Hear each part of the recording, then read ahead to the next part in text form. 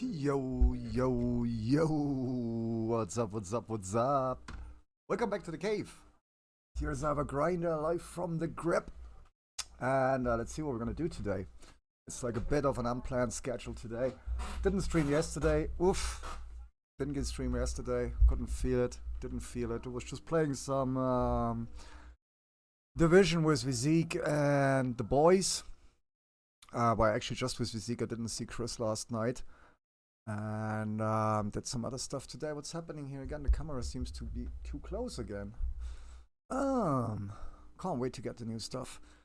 Let me put that down a bit. But it's gonna crop the Buddha. I don't want it to crop the Buddha. Wow, it works. And my chair is going to shit. So what we're gonna do today is we're gonna order a chair before we do anything else. Oh, that's not even my streamer over there. Hang on, that's someone else. How are you doing, Ram? Tell me all about your latest, about the latest happening around your place, man. So you got a girlfriend now. Tell me more. Tell me more. Yo, Red in the house as well. How you doing, Red? Yep, trying to woo me, it seems. The trial site takes ages to load. Ooh, always has. Weird. That's weird. Maybe you wanna disable scripts or something for whatever. It loads rather quickly for me though. That's weird. You need to go to the shop to get snacks. Yeah, I could have gotten some as well. I didn't buy anything really today, so let's see what we do there. What else is new? How are you doing, Red? What are you doing this week? Well, before you go to the shop, Ram, I wanna hear everything about your revelation, man. All of a sudden you have a girlfriend. I'm stoked, man. I'm happy for you, bro. But of course, you gotta share all the news with the family, man. What's happening there? You can go to the shop after. Later. Yo, Red, what's up, man? Did you see my new Facebook cover? Where do I send your Tesla? Where do I send your Tesla? Oh, Grateful River, you're gonna send me a Tesla? Whoa, Grateful River in the house, that's awesome. How you doing, girl? Damn, it's been a while. I don't want to have a Tesla, I want a Mini Cooper. Are you still doing the Dodge thing? Oh my god. I'd rather have a Mini Cooper, honestly, before I get a Tesla. I like Mini Coopers, you can park them everywhere. You can park them everywhere, and if you have some friends, they even can help you lifting them into, like, you know, if the parking spot is too small, all you need is one or two friends, and you just lift it into the space. It's awesome. My first car was a Mini Cooper. It was one of the old ones. Cost me like 1,000 Deutschmark back then when I just turned 18, which is like 500 euros, which is probably like $5. Soon. Yo, River, thank you so much. And those who don't know who Grateful River is, Grateful River has been around for a long time. Grateful River has been already back on the old side, on the yellow side. I'm very happy to see you. Well, I was meant to get vaccine today, but new government guidelines say not take it, so getting Pfizer sometime in the future. Alright. So I assume they were gonna give you Moderna or whatever, and now they tell you that you should take the other one or whatever. Oh, where do you live, Red? If I can ask. And look how Ram is avoiding my questions. He's dodging my questions here. Do you see that? He doesn't want to talk about his girlfriend. Because Ram got a girlfriend now, but he doesn't want to talk about it. I want to leave the noodle pot now. I thought I was gonna finish that before the stream, but I didn't. Scotland. Ah, right. So Scotland, man. Aye, mate. Aye. We all getting vaccinated. Somebody told me yesterday that Spain isn't on the green list where people from the UK are allowed to do to spend their vacation. So now basically you're getting green and red lists for where you can go and where you cannot go. It's kind of stupid. I'm trying to stay away these days as much as I can from the COVID topic, guys. You know that I just jumped on our Discord earlier on, and general chat was like bloated with COVID stuff. Belongs in politics, guys. That's why we have the channel, because politics I can avoid when I don't feel like it. So don't post it in general chat, but yeah. Surprisingly enough, since Spain didn't make the green list, all of a sudden on Friday at 8 o'clock in the evening they changed regulations over here because we can't lose out on the British not coming over for the tourist season. So now they're relaxing everything so that we actually get the tourists coming over for June, July, August, and we see how that goes. We see how that goes. I'm actually thinking about quitting my job for the time being. I might just spend the summer outside of the restaurant if everybody's flying over. But what they're gonna do is they're gonna fly in over Gibraltar anyway, right? Because Gibraltar is on the green list. Spain isn't on the green list. Now Gibraltar is overseas territory. So what the Brits are doing, or what they have been doing already anyway, even over the last couple of months, they fly from the UK, from London, right into Gibraltar, and the airport is literally at the frontier. And then they just walk over the frontier with their trolley thingy, get picked up by their friend or whatever, and they're in Spain, and they don't get the passport stamps, obviously, because EU member states don't stamp, right? Then you spend your vacation here, and then when you fly back to the UK from Gibraltar, you're not subject to the testing, and you're not subject to the 14 days quarantine. And therefore, everybody's dodging the system already. So it's just a cluster. It's not going to stop. At the end of the summer, it's going to be the same garbage as like the last end of the summer. Nothing much to tell. What do you mean nothing much to tell, man? You got a girlfriend now. Soon you won't be able to buy food without a good vaccine. And that's all I'm going to say about that. Well, soon you're going to be able to buy food with USD anyway, unless you have you have something else. River. But isn't that where alternative means of living and stuff like this comes into place? I mean, I don't know if some of you remember, but I got a reason, not reason, has nothing to do with COVID and all that stuff, but I moved to this area where I live in the middle of nowhere many years ago. I'm now, I think, 16 or 18 years here in Casares in Spain. And I did live with my ex-girlfriend from Germany. We lived like 4 years here in the countryside with a little finca, with our little chicken den. We had a huge yard. She was growing tomatoes and onions and melons and peppers. And we had like 4 orange trees and a lemon tree and I don't know what. The neighbors around, they were doing their chickens and their pigs and I don't know what. So there was meat, there was veg, there was fruit, there was loads of eggs, and I think maybe if things continue like this, we will all just have to step down a little bit and go back to a little bit more normal means of life. I mean, just because we have a supply shortage, alleged supply shortage in supermarkets or whatever, doesn't mean there is no food, because we're throwing away enough every year, right? Function in the house as well. So yeah, overall, guys, I think, yeah, inflation is gonna kick in anyway. Normal, what's that? Yeah, like normal life, like not being so having to rely so much on the supply chain, for example. You know, it's like the supermarket, there's no toilet paper. Oh my god, just get a bucket with water and wash your butt with your hands, for example. Or yeah, I don't know. It's difficult, obviously, if you live in metropolitan areas. If you live in New York, or if you live in Paris or London, or I don't know what, Munich, it's gonna be very, very difficult for you to grow a couple of potatoes or whatever, or have a couple of chicken running around in your flat.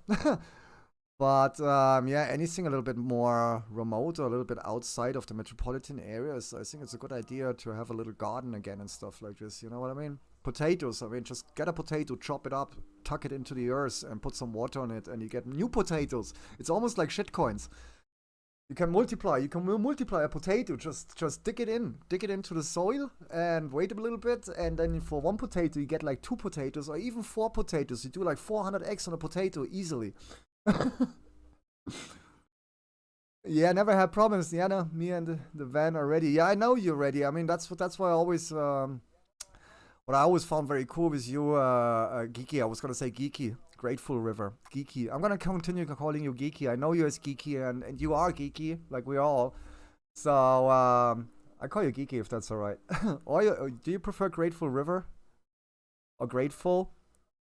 Geeky works. So Geeky works. So everybody else knows as well who you are. Ram remembers you. Function remembers you, I'm sure. Yeah, so your OG friends. I want to be an OG friend. Can I be your OG friend? May I call you Geeky? So what I was gonna... Yo, Function with the hypes. Thank you, my friend. Red, you can easily 4x, 4x, 5x on a potato and stuff like this. Yo, Rams, thanks for the rose as well. I appreciate it. You're an OG friend. I appreciate that, Geeky. Oh, Jenny. Oh, we do have Jenny actually. Let's have Jenny. One shot. Jenny doesn't go anywhere, and I had to post to Jenny last time when you tweeted about ice cream. You knew that was coming, right? Kiki, you knew that was coming the moment I posted the moment you dropped that tweet. Ice cream. Kiki just said ice cream. There we go. 3, 2, 1.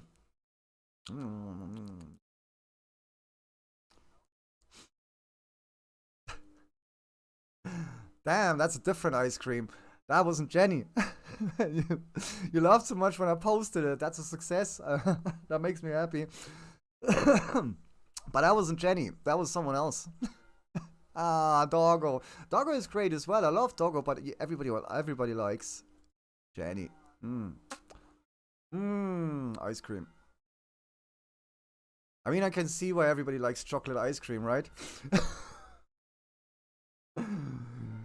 Yo, Dragon Dust in the house as well. How you doing, Dragon? I just started the stream. Welcome back to the cave, man. So yeah, let's move away from COVID, guys, because COVID. I had my dose of COVID today already on Discord, and yeah, it is what it is, and we each have to deal with it in one way or another. Just deal with it in a good way, guys. We keep the positivity and don't get any stupid ideas. Apparently, I knew someone who isn't anymore now because he couldn't take it anymore. That's not a thing, guys. That's not a thing. Things come, crises come, and crises go. Don't have any stupid ideas, guys. Carry on. We pull through this with computer games and crypto and I don't know what. But yeah, eventually things gonna quieten down, get more normal. And don't do anything stupid, guys. Yo, Geeky already levels up.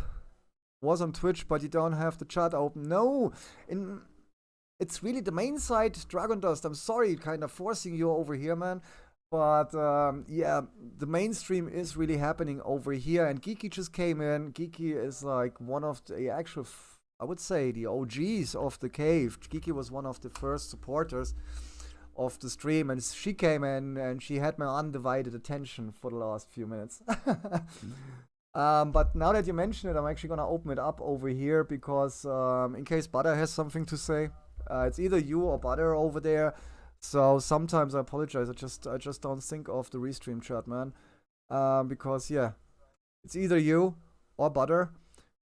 And if you're watching Butter, no offense, like, you know, it's not like I don't value you, bro. But it's just like I keep forgetting to open up that chat. I tried visiting Butter yesterday, but he ignored me. Yeah, that's what happens. You see what I mean? I'm getting some more monitors. That's what I was gonna say. I'm gonna order a chair today. I do as well. I wanna order a gaming chair, a new one, because look at this. You know what I mean? This is like, it's done. I had it for 2 years and it served its purpose, but I think it's time for a new chair. And since crypto dipped and it's pumping again, maybe we can afford a chair. Maybe I can pay it off in like 36 months or something like this, $5 a month. Let's see how that goes. I tried visiting Butter. But what do you mean he ignored you? Where did you visit him? Did you visit him on Yellow Page, or did you visit him on Purple Page, or where did you visit him? Cause Yellow Page, I don't know. It depends on the Butter State, obviously, on Twitch, right? That's weird. That's weird because I was lurking the other day. Sorry, Purple. No, that's alright. Don't worry. You can name them. It's just like I have this new sync, Geeky. I'm trying to be brand neutral. You know what I mean? Because if I can't play music because of copyright stuff and everything, well then if you want me to showcase my cola flavored soft drink, you have to pay me for it. And if you want me to mention your brand, you have to pay me for it. And if you want me to say your name, you pay me for it.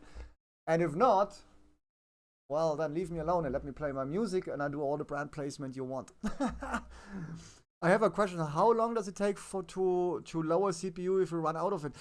That's the funny thing. You would mention this. I was on Telegram a few minutes ago. I closed Telegram now because I hate Telegram. I was on Telegram on the R Planet Telegram earlier on because there was new discoveries and stuff like this, and everybody was chasing, and I was 200k short to invent something or to get an NFT. It pissed me off.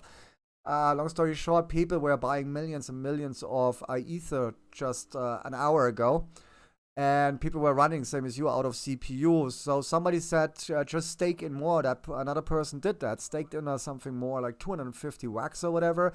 But apparently that didn't bring down immediately his consumption. However, somebody else said then that it's on a 3-day cycle.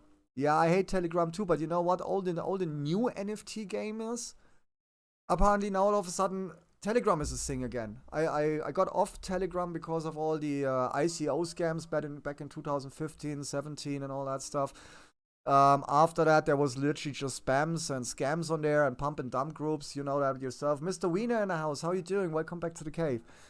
Just pump and dump stuff, and there wasn't really anything on Telegram I was interested in, Geeky, and therefore eventually I just removed it. And then I saw the first one or second project popping up that was using Telegram again, and I was like, for one project, I'm not gonna install Telegram again. You know what I mean? And now all of a sudden, literally everything that's happening around Wax or some of the new DeFi platforms, everything is on Telegram.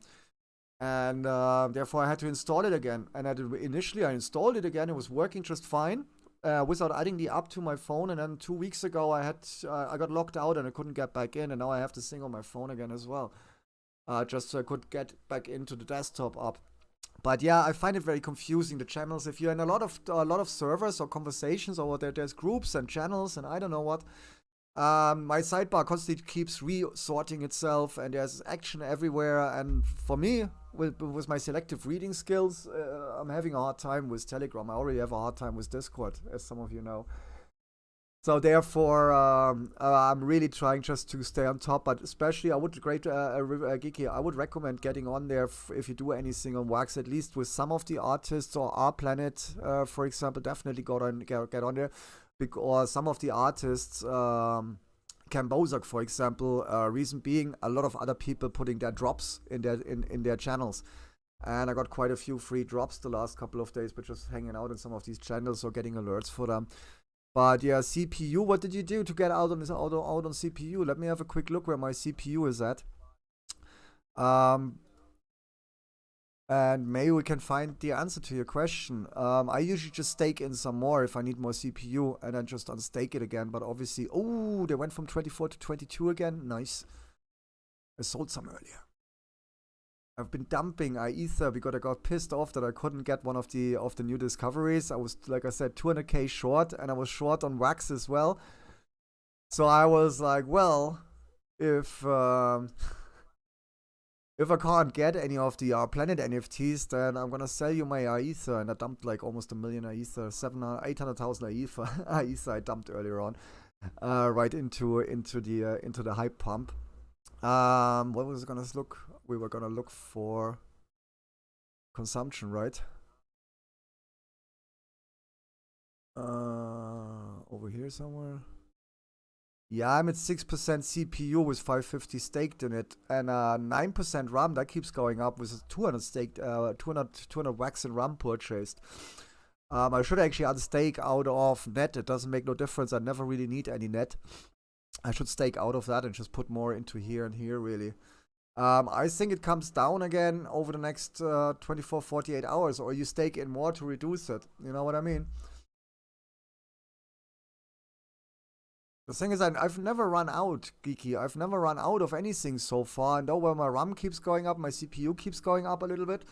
I have a lot of stuff, and I really do a lot. The only thing that really pisses me off is the recapture, because I missed drops for it. I missed a drop yesterday for it. It was a 10 wax. No, it was a $4.20 drop, I think. Yeah, $4.20 drop by Cam Bozak. Everything is $4.20 if you know Ken a little bit. It was limited to 100 or whatever, or no, it was 420 tokens for $4.20, something like that. And yeah, it literally sold out immediately. But what happens was I was playing memory. I was matching, reloading bloody images, JPEGs, and another fire hydrant, and another fire hydrant, and then no, maybe we want to click this one as well, and then 3 of them reloading to click them again. Long story short, by the time I got through the recapture, the drop was sold, and the cheapest one on the market is now 180 wax, so that's 180x. I would have kept it probably and staked it into our planet, but I like Bozak a lot. I like Ken a lot. I have quite a few of his NFTs, and yeah, it sucks. And it's not the first thing. It's really not the first thing. Yesterday, these fancy X dropped. I think they're useless. I probably made a mistake there buying into those, but that's how it goes. I got these X yesterday, and they were individual cards, and then you could blend them, right?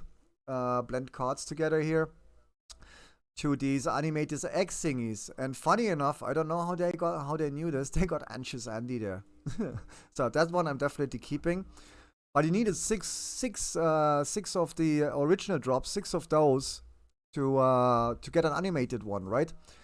And as everything, once you get into something like this, where you then blend the NFTs, it all comes down to be one of the early ones who gets one of these, of the animated ones. This is mint number 10 out of 98. Again, long story short, I was blending like crazy, and I was doing Our Planet stuff before, and I was doing Alien Worlds before. And the thing, what I finally figured out, I didn't figure that out in the last 10 years, facing our capture. It appears that the more often you use the dialogue, because it comes up in every pop-up, right? The recapture. So after like 20 transactions, first it works with the tick. I'm not a bot. Click, I get through. After 10, 20 transactions, all of a sudden you get the images, bot or not, you get the images anyway. You get the bicycle in the middle of a forest, you get the traffic lights in the middle of a desert, you get like a motorbike, or you get a bicycle on a motorbike, a bicycle on a highway, but instead of the bicycle, it's a motorbike, you know, you start refreshing. And then you match your things. So yeah, you have the occasional thing that doesn't work, which slows you down. And then eventually it starts reloading these images after I don't know how many transactions, you know. It's not only like matching 3. No, you click one fire hydrant, another one. This image reloads, that one reloads, that one reloads. And it gets so time consuming, you know what I mean? And the time consuming thing, not only about losing out of mints or whatever, or sales, that's a side effect. But everything else you do is absolutely terribly time consuming. And yeah, eventually you take for everything 2 or 3 times the time. You know what I mean? Looks like you have been streaming for a while. Tell your followers you are live now. Guys, I'm live. Just in case you haven't noticed yet.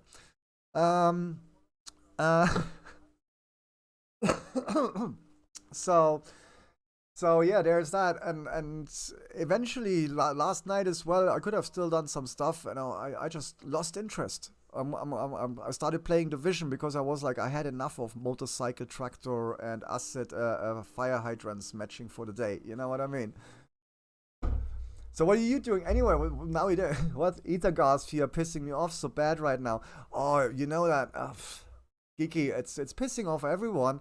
And I haven't done anything with Ethereum for a while, and obviously, Geeky, you probably know that the same. The majority of my asset net worth on Ethereum was Flower Patch, CSC, and a couple of other things you were probably involved in as well. Outside of Axis, everything has pretty much lost 90% of its value, thanks to not being able to use them in a decentralized way, or transactions being a lot more expensive than they were. So I saw somebody complaining about having lost $200 today by a failed transaction on the Ethereum network. Someone who's doing a lot of stuff with art. I find that a bit of hypocrisy, really, because me personally, on purpose, I can't do anything on the Ethereum blockchain anymore. I did for a while, Geeky, to be honest, but at this point, a week or 2 ago, I said that on the show already, it all of a sudden came to me that it doesn't matter if, for example, I get a $500 airdrop and it costs me $100 to claim it. Matter of fact is, I get that for $100, it's free money, but I still burned $100. $100 for, in some countries, that gets someone through a month or even 2 months. You know what I mean? We're burning sound money on transactions that we could use so much better elsewhere to help out people, or yeah, even for yourself to reinvest. But in general, we're burning money. And that's something you have to see outside. It's not all everything is about capital gain. It's not everything just about making money. There is a point where you do have to say, I'm not willing to pay this. I rather go somewhere else and don't do 500x and only take 300x or whatever, but for that I pay $1 for the transaction. Whatever I have overflow, I could then use and like, you know, give it to a friend or buy myself something on that. A spare $100 gets me a new chair. It's a fact. It's as simple as that. And we can say what we want. Yeah, if we did DeFi on Ethereum over the last 14 months since the Bitcoin halving, since fees are gone crazy, if you were willing to take the risk and if you had the money to put it in, now at $4,000 Ethereum, you're probably laughing. You know what I mean? Fair enough. But even with Gcash and everything, the other day it went down. Gas went down to a cheap 45 or 35 or whatever. I actually said during that stream, guys, now is a good time to sell Gcash. I actually told my viewers, guys, if you want to sell some Gcash after a year, now is the time. Or add liquidity or remove liquidity. But even by adding liquidity, at 30 or 40 gas, you have to put in $200, $300, $400, or it's not worth it. It's not worth it. You know what I mean? You have to put in. You can't just jump into a DeFi project on the Ethereum chain and say like, well, I'm gonna put $200 in there, because they're putting it in, taking it out is easy gonna come to that amount. You know, you have a proof. You have to send in. You have to stake. Then to supply the LP. Then later when you want it out, you know yourself, you have to approve it again. Then you have to split it up again. Then whatever. Then you have to dump the token you bought to buy the LP. So eventually, if you put in $200 or whatever, you probably lose money. And if it comes to art or whatever, every blockchain or 99% of the blockchains are tamper-proof. So it doesn't matter if you're really an artist and you think you're gonna boom or whatever, or you already have a following. Even like you don't even have to make millions. If you make a couple of $100 or whatever on your NFTs, yeah, on your art, on your digital art, for the people who are your fans or who want to collect your art, they buy it on any blockchain. If they want it, they buy it. You know what I mean? It doesn't matter if it's Ethereum or if it's Wax or if it's Polygon. If somebody wants your art, they buy it. They buy that because they know how to. Any crypto whale or any art collector or crypto whale, they know exactly how to swap one token for another token to buy something on a different blockchain. So anybody who insists on staying on Ethereum while they complain about the fees, not you, I'm not talking to you. I mean like the tweet I saw today, yeah.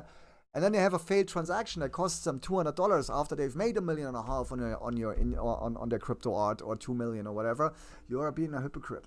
Nobody's forcing them to use Ethereum. That's like the YouTubers, the crypto YouTubers who complain about getting censored on YouTube while they're not even restreaming to any decentralized and tamper-proof video delivery platform.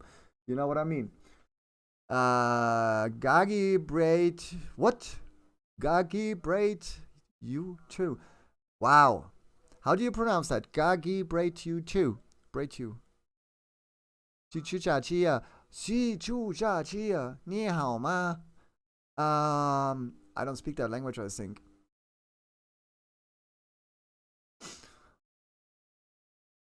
Okay, what yo, I just tried the Armor 3 DLC Global Mobilization for the first time. Insane place in Germany. Armor 3 Global Mobilization. Don't get why it's so high. Beam is sometimes pennies. Yeah, that's this. Yeah, but even today, great, geeky, Mr. Wiener, the global mobilization. Let me check that out. I might just get into that. Wasn't that a community mod? They balked up again and now selling. Or is it a free DLC?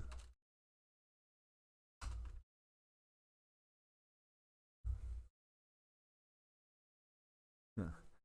Wasn't that a community? You've heard of Cheer? No, I don't. I've not heard of Cheer.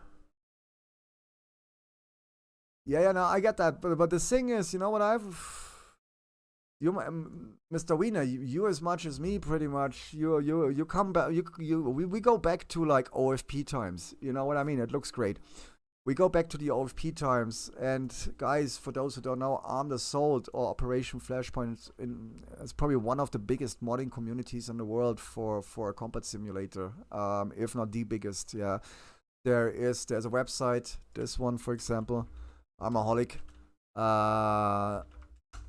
where you tens of thousands of mods and missions and units and weapons and gear and islands and I don't know what, for ranging from Operation Flashpoint to Armed Assault 3. Red Hammer Studios, big guys, modders. And back in the days with Arma 1 and everything, there was no, well, maybe with Arma 1 there was, in OFP there was no Steam. There was no, you just go to the Steam workshop and you get the mods you want and you subscribe and launch your game.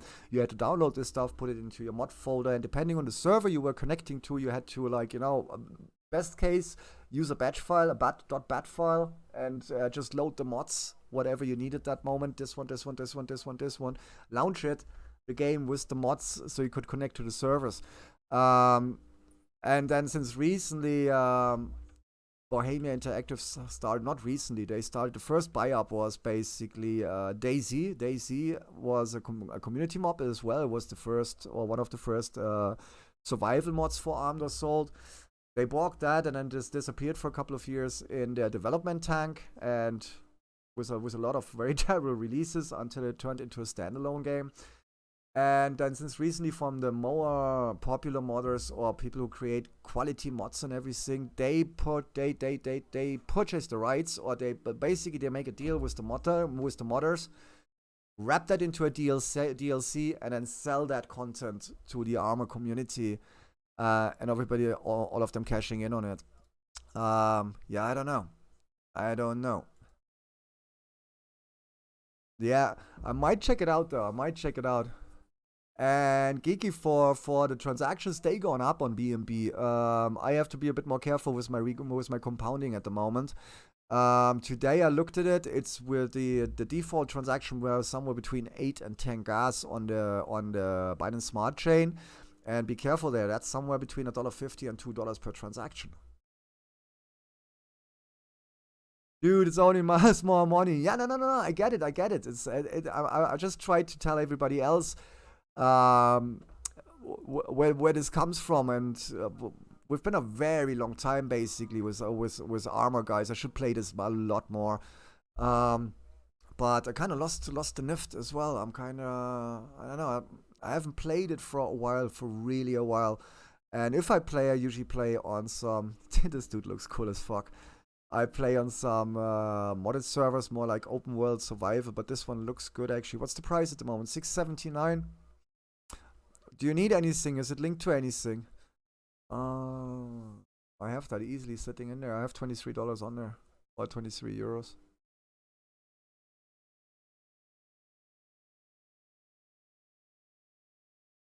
What map is it on? Do you know the map?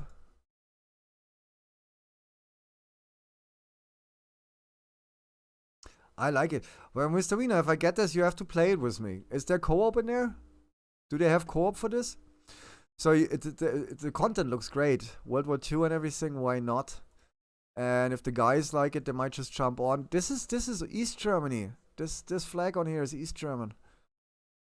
What's the story behind this? Willkommen!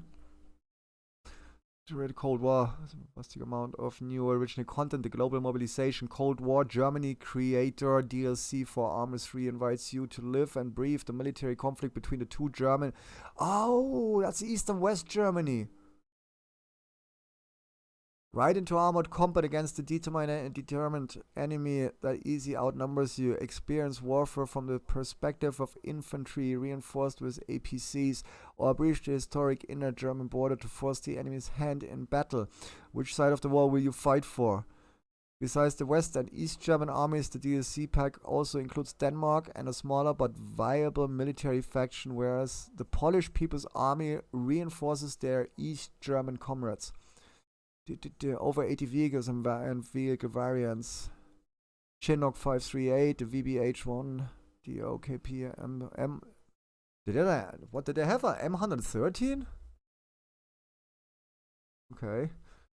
M9 Spitz PC Flak PB 0.5 ton truck, 2-ton truck, 5-ton truck, 10-ton, East Germany.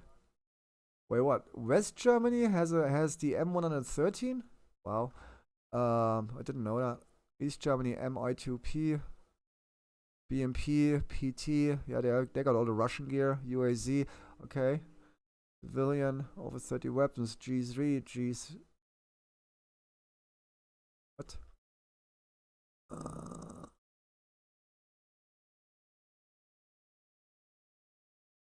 So what time does that play in? That's not World War II, right? That's Cold War conflict. That's like 80s, 90s. Yeah, there we go, 1980s. I was just thinking, what the heck? Where did they get a G3 from? And then in like 1940 or 1935, it's like G3. What?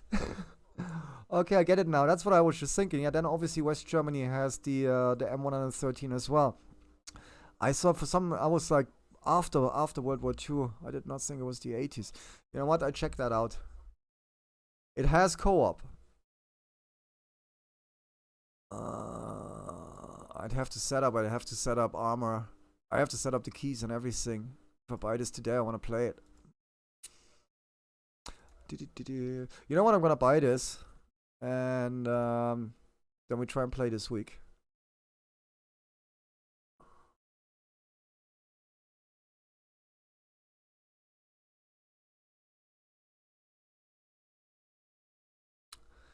I have 2 weeks to refund it if I don't like it, right? Or 2 hours of gameplay. So let's just do this. They're not gonna like this because I just refunded the game actually. Which wasn't their fault, I think.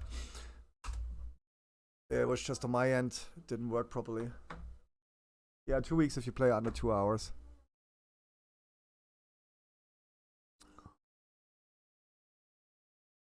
Oh, I've spent some of these new fancy points you get on, got it.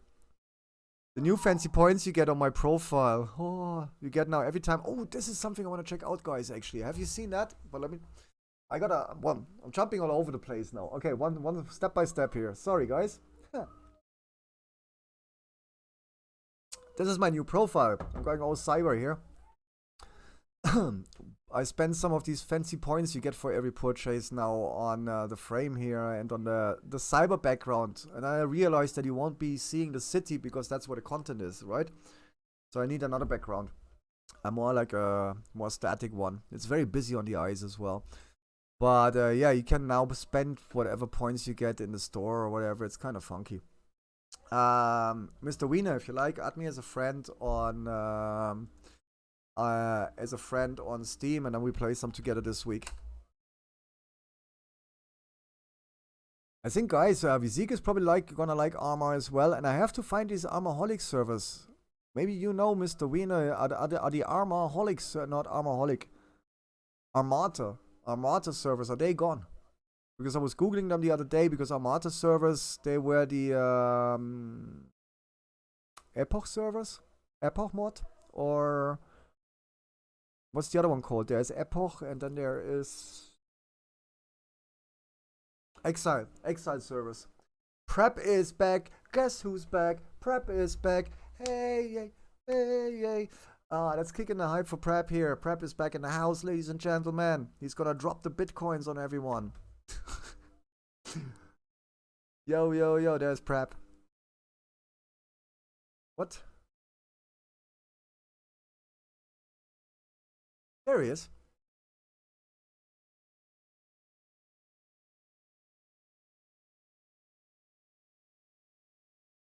Check out Bloody Raid. I will do that in a second, Prep. What I want to check out on Steam, have you heard, watched, or know anything about the Hood thing? Because I might be getting this, man. I'm thinking about getting this. Should we watch this quickly, or you watch it, guys, and I go to the bathroom? Should we do that? Because I obviously have seen it already. Let me put that on for you. And let me know in the comments. If A, you want to see this game, if you heard something, what your opinion is, let me know, guys. Because if you guys want to see this today, we might just start diving into the hood. I'll be right back.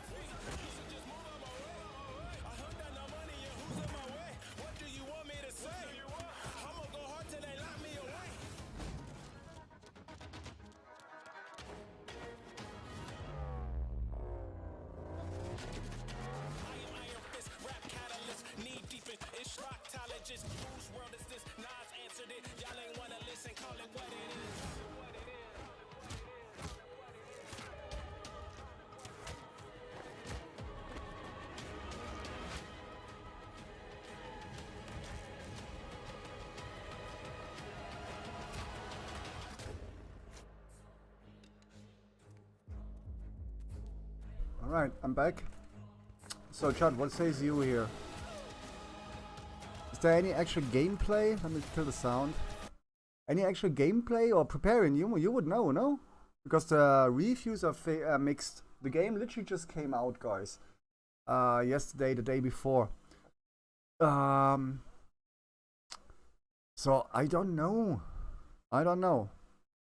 Is that something we should stream? And you guys interested in? I don't even know. Can you co-op this? Oh, online PvP, online co-op, cross-player, platform multiplayer. Is this like the division of the Robin Hood times? Sherwood Forest. You know what I mean? So I'm kind of tempted of giving this a swing, guys. And I've checked that out as well, Mr. Wiener. 3 OCG.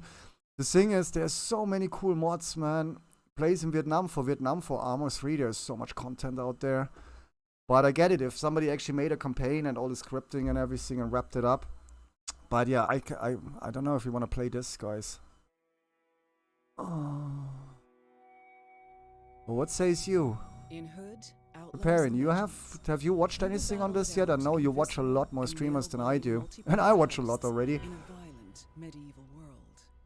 Fourth video, 1, 2, 3, 4. Choose an outlaw, assemble your team, and then infiltrate castles and strongholds to 1 second here. Well, if I'm not mistaken... Wait. Steal the guarded riches within. But be warned, your team isn't the only one with eyes. You know what? That voice... Hang on a sec. Who released this? Focus Home International. Assemble your team, and then infiltrate castles and strongholds to steal the guarded riches within. You know what? That's the voice of your handler in Hitman Absolution. I'm absolutely sure. Diana in Hitman Absolution. Listen to her.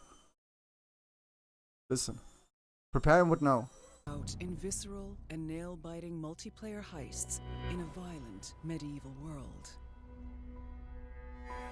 Choose an outlaw, assemble your team, and then infiltrate castles and strongholds to steal the guarded riches within. But be warned, your team isn't the only one with eyes on the prize.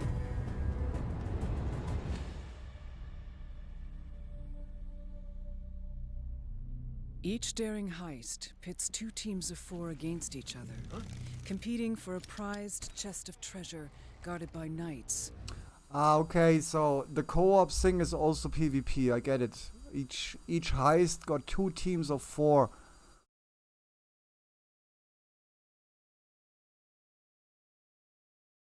Okay, I get that. Crossbowmen and the fearsome sheriff. I saw it was more story-driven.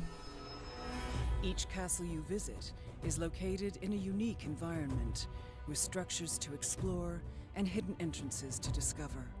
Your first step is to infiltrate the enemy's stronghold, to capture spawn points and find the key to the vault.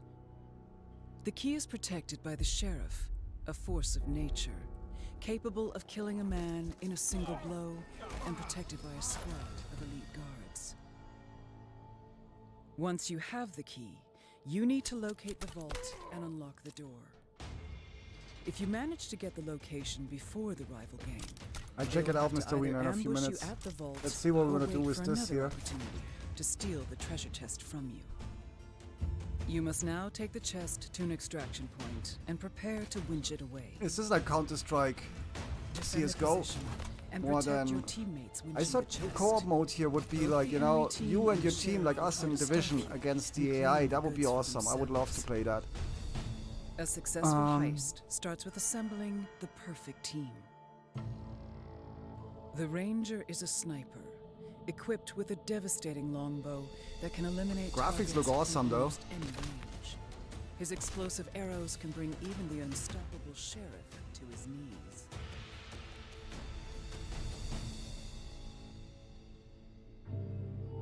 The Hunter's burst-fire crossbow and deadly assassination abilities makes her a master of close-range ambushes. Yeah, I know that, Mr. Wiener. You know what, now that you're actually part of the community, maybe we should give this a revive. I used to have a squad. Congratulations, you are the winner of Punk Rock's Treasure Box. The Brawler is the best at close quarters okay. combat. His Fair enough. sledgehammer is capable of downing some foes in a single blow. PvE, yeah, me as well. Care Beer, I prefer it. I can do PvP, like, you know, but I mean, in armor as well, Mr. Wiener, you know, like the epoch modes. Let me kill the sound here. I still want to watch this a bit. The epoch mode, for example, or the exile mod. It's both. You have like a mixture of open world PvP versus and PvE preparing. Grab that Gcash, by the way, everybody in chat. It's only, I think, 6 or 7 today. 6 or 7 claims and new all-time high Gcash. So get in there, claim that. And if ever gas comes down, sell some or buy yourself something nice or donate it back to me. Anyway, or use it on Discord. What I was gonna say, I play Exiles and Epoch a bunch. Yeah, and the Exile mod, for example, on armor. That's why I said I used to have this small squad. You can register them in armor, so it's like a registered squad in there. Where it was called the Scavengers, because we were only playing open world servers like the modded servers. We did not play the military sim, but mostly everything was base building and looting and all that stuff. And at that time there was the Armata servers around. Armata was basically militarized survival servers with PvE, but based on actually having a militarized gear. The players on the server, I mean, we were like a gang of 6 or 7, and we had on one of the maps, on one of the islands, a mountain somewhere in the center of the map, which is a military compound, like with broken down walls. And up there on top of that mountain was like almost 5 kilometer view distance. Yeah, we built one of our bases. It was basically, we had our stashes everywhere else. They were hidden in the woods and I don't know where. But the base of operations was basically on top of that hill in a military installation. And then we did everything. I mean, we spent nights just looting for the components for concrete walls and all that stuff. So I was heavily fortified, and eventually we found an artillery piece as well, which then we dragged back to the base. And that, for example, that's dangerous. Not only for the NPC, but other players, the artillery that shoots across the map. You know what I mean? That can fire, if you get the right coordinates from your team out there somewhere looting and they get into trouble, you roll that artillery out, a proper fucking, what was it?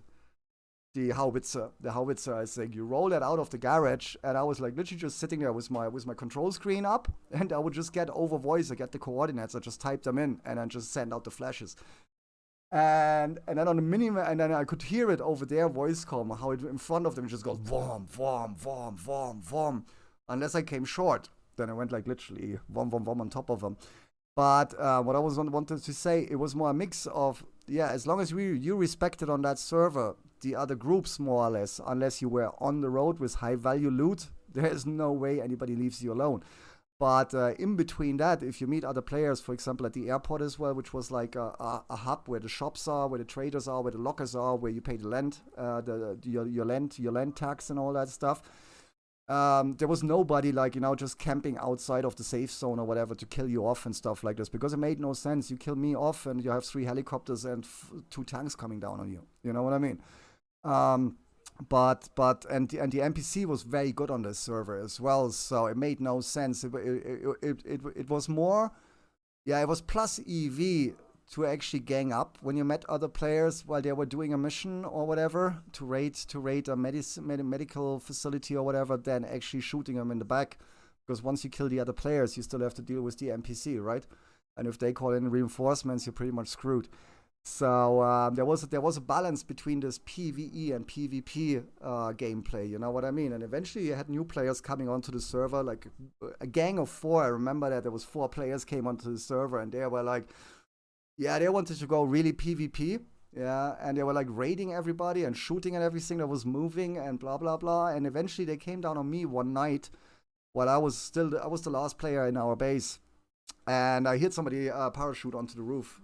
And I could hear the steps up there, so I went up to a door, and I could hear him jamming into the door. So I was just waiting there, basically, with my rifle at the bottom of the stair from the helipad we had up there. And the moment he opened the door, I just leveled him, I killed him, quickly fixed the door, went back in there again.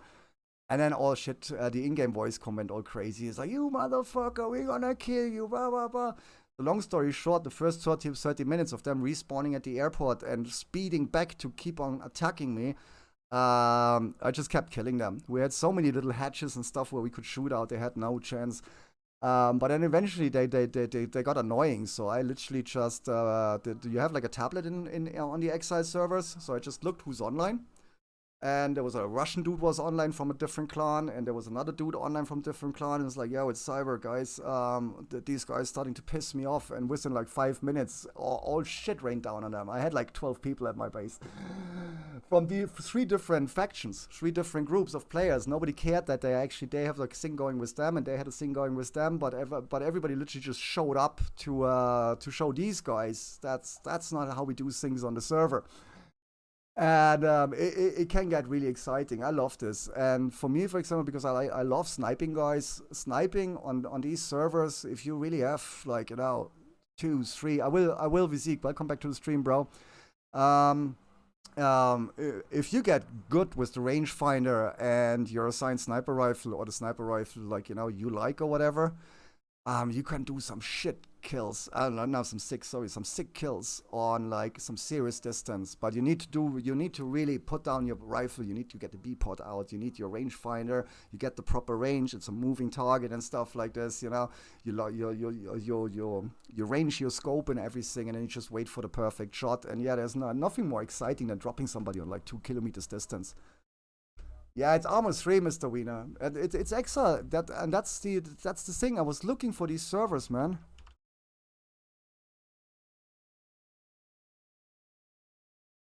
And I think the Armata servers are gone.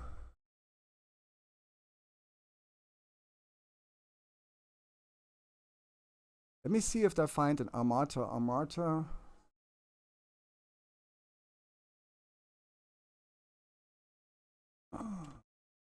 Unless I get the name wrong. That's official Armor 3 servers. No. It was really fun, and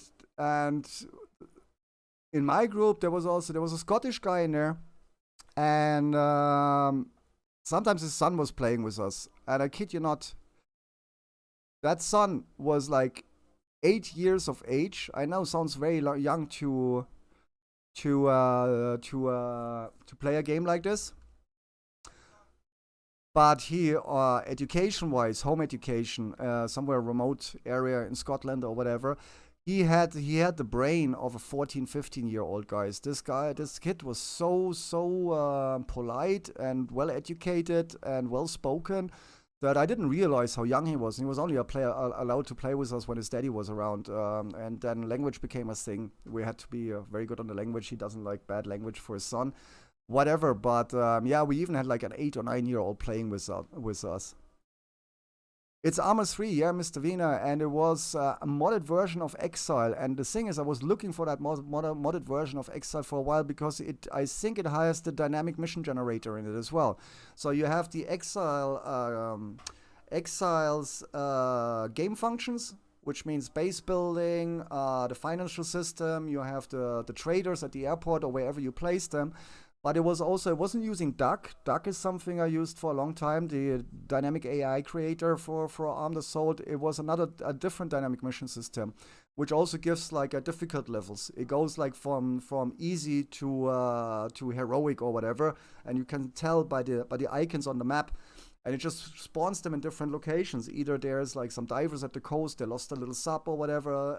There is medical supplies, there is a ammo convoy, and so constantly the locations change as well, which keep the map very dynamic and give you a lot of replay value, in my opinion. So it's not constantly, yeah, let's go in there and we loot this and we do this mission at that location. It's always somewhere else. And then obviously, if you know the AI wasn't easy. The AI, same as you shoot someone on 1200 meters. If they get a spot on you, they shoot you just the same on 1200 meters. They're a sniper, you know what I mean? The AI was very well configured to actually use good strategy and everything. They were challenging. They were really challenging. So whenever any mission you approach, you really have to go into map view, plan your approach. Sniper goes over there. You go over there. Grenadier over there. We approach, and you know what I mean. We can't approach from here. We don't have field of view, and you really have to plan your missions. And I enjoyed those servers. Let me see if I find them. Because Arma 3 Armata servers. There we go. Is there something on there?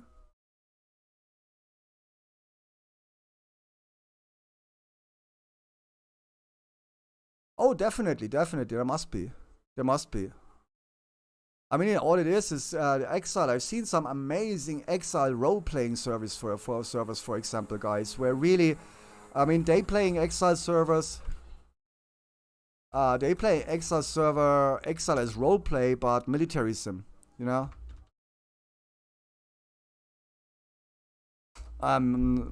Really organized and everything. There is, yeah, the Tanoa Outbreak. That, for example, I think I saw that. Let me just see if that's the one I mean. And Tanoa, for example, is a map I absolutely love.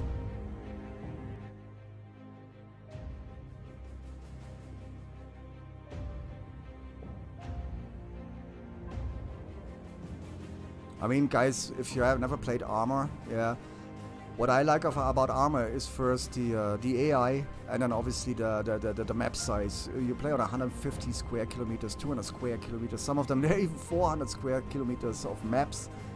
So you're not gonna walk all that stuff. And it's just amazing, guys. Yeah, like I said, I've been with Armor for a long time. That's a bit laggy though.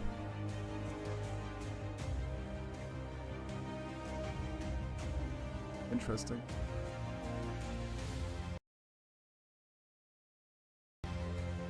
There's definitely something like that. Now you're getting me all hyped on Armor again, bro.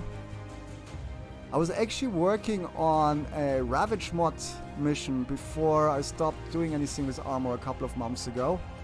I still have it on my drive. It's Ravage, open world Ravage set up for multiplayer, but I never finished it. It's the same, looting, zombies, everything in there. Factions, patrols. I think I remember this though. Is that not the Relax. Get an off-road vehicle. Add a little bit of stuff in it.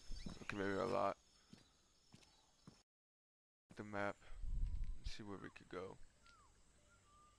Yeah, this is extra. You see, you got like you got airdrops there and everything. Just there on the map, there was an airdrop icon. Then there is downed helicopters for loot. I know there is another gang. I could probably just look into my server list. I don't see anything so far. Right. And there's another mod actually, guys. There is a couple of mods you can put into armor, and basically what it does, Doug, for example, dynamic AI creator, or armor life. Armor life basically it's a bit performance heavy, but if you modify it and don't get it too busy and you got your triggers right, when to spawn the AI and when to delete them again, when you leave the area and stuff like this. With armor life, you can basically put civilians in there or whatever you want. Yeah, armor life. And where is it? Armor life.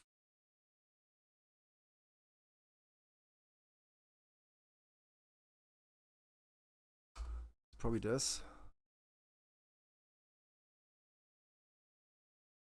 Armor life roleplay. Let's see if that's the mod. I mean. Maybe not. I have it somewhere. I definitely got it on the workshop. And what it does, you just drop some game logic in your editor, and then it spawns the civilians in a certain area whenever you obviously enter the trigger area. Trigger area is like a circle around the area, so once you got into the view, like, you can actually have eyes on these people. A little bit earlier, you spawn them, and you have vans driving around, people walking around, blah blah blah, which gives it a bit more life, which is difficult in armor because armor. Well, you can have huge amounts of enemies fighting each other. You can't. Yeah, you have to spawn and delete stuff as a mission designer. Yeah, when people leave the area, you have to remove the garbage to free up resources, obviously, for spawning somewhere else. But there is what's his name? Ryan Zombies. Ryan Zombies. They're fucking awesome. And if you mix all this with Armor Life, with like Ryan Zombies and maybe Dak or whatever, or some of the other mods, you can create something very easily, quite a dynamic map with missions or without missions, where you just drop in with a couple of friends and you just start looting and base building and I don't know what, and you can worry about creating the lore around it later. Because yeah, if you create a scenario, you can always amend it. Yeah, you can always update it. You can always remove stuff again, balance it, make new content, add new tools and everything. And that's why I always loved Arm the Soul, because it gives you the liberty to basically play the game in however you like, however you and your friends like.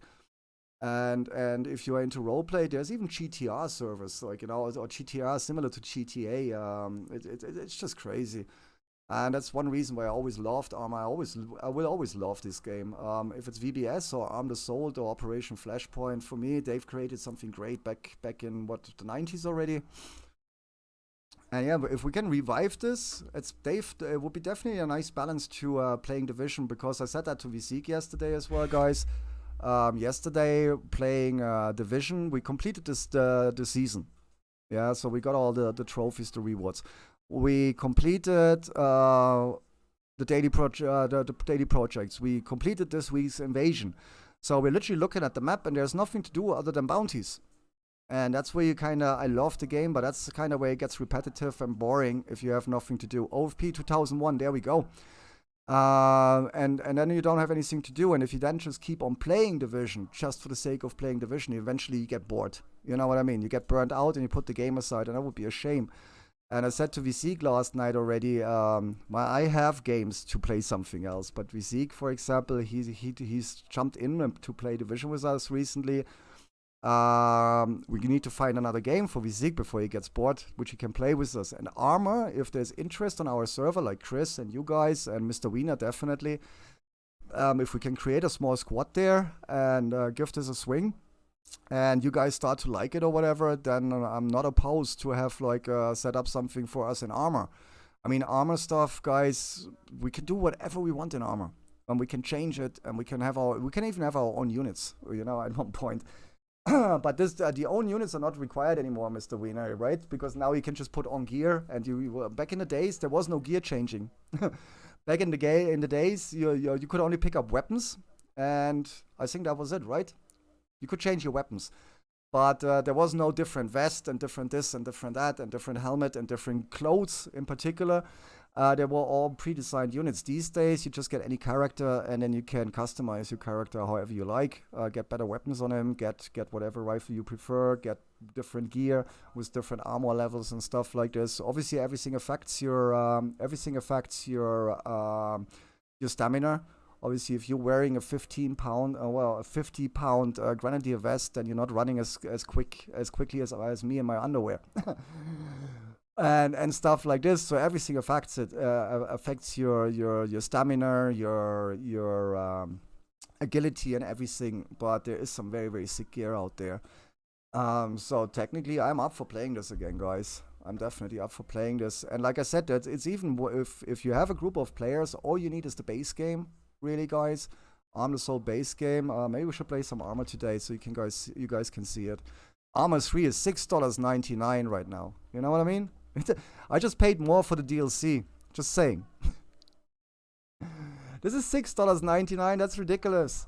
I want my refund. I want my money back for the DLC.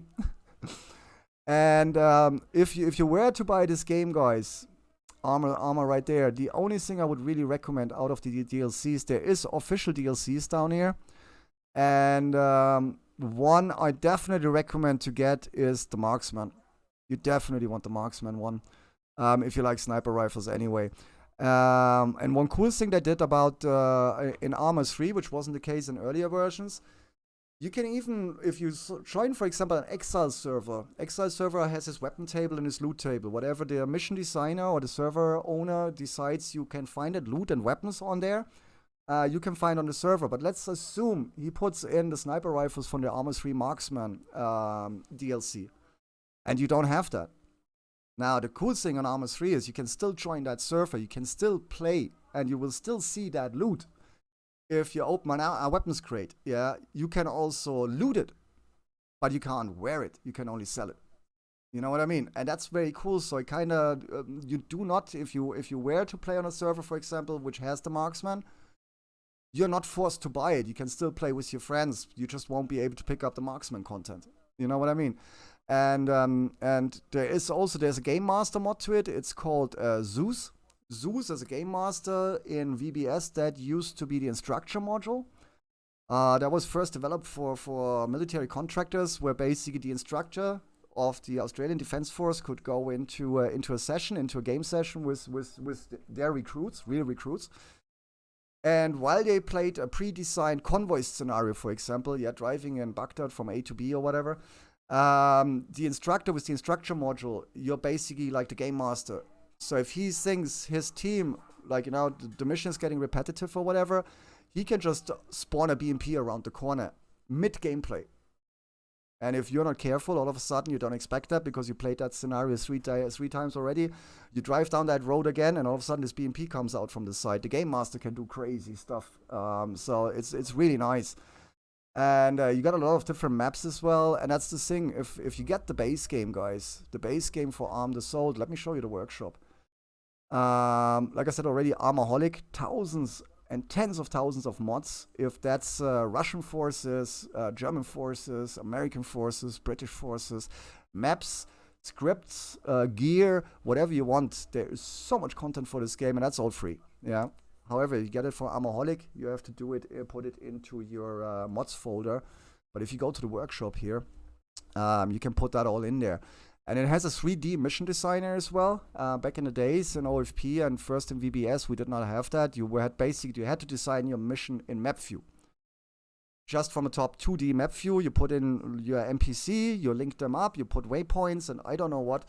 Now you have a 3D mission designer where you can literally look in 3D where you place the sniper on the roof and make him hide and make him look up a little bit and all that stuff. It's crazy. It's come such a long way. And yeah, you have all the tools there as well. However, workshop, let's look at that. Damn, I should get paid for this. Really? Being on a sales pitch here. Where's the workshop? They changed the menu here, did they? Wait, what? What am I missing here? Sorry, community hub. Sorry, guys. I had a blonde moment. Movement as well. Movement has improved so much.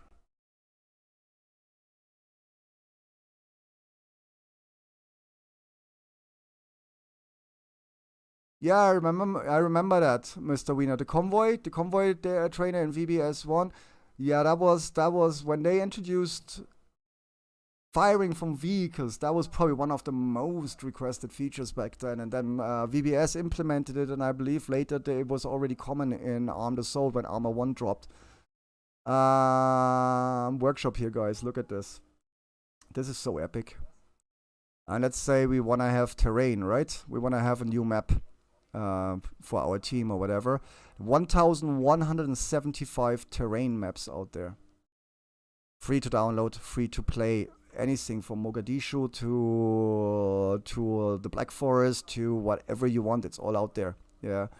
The only thing that's missing is small city maps. Something we have in Division, like a little section of Manhattan or whatever. I haven't really found anything that was appealing enough for me yet to build a proper survival map or whatever. But there are so many cute maps or very, very, very well designed maps out there. Very shitty ones as well, like with everything.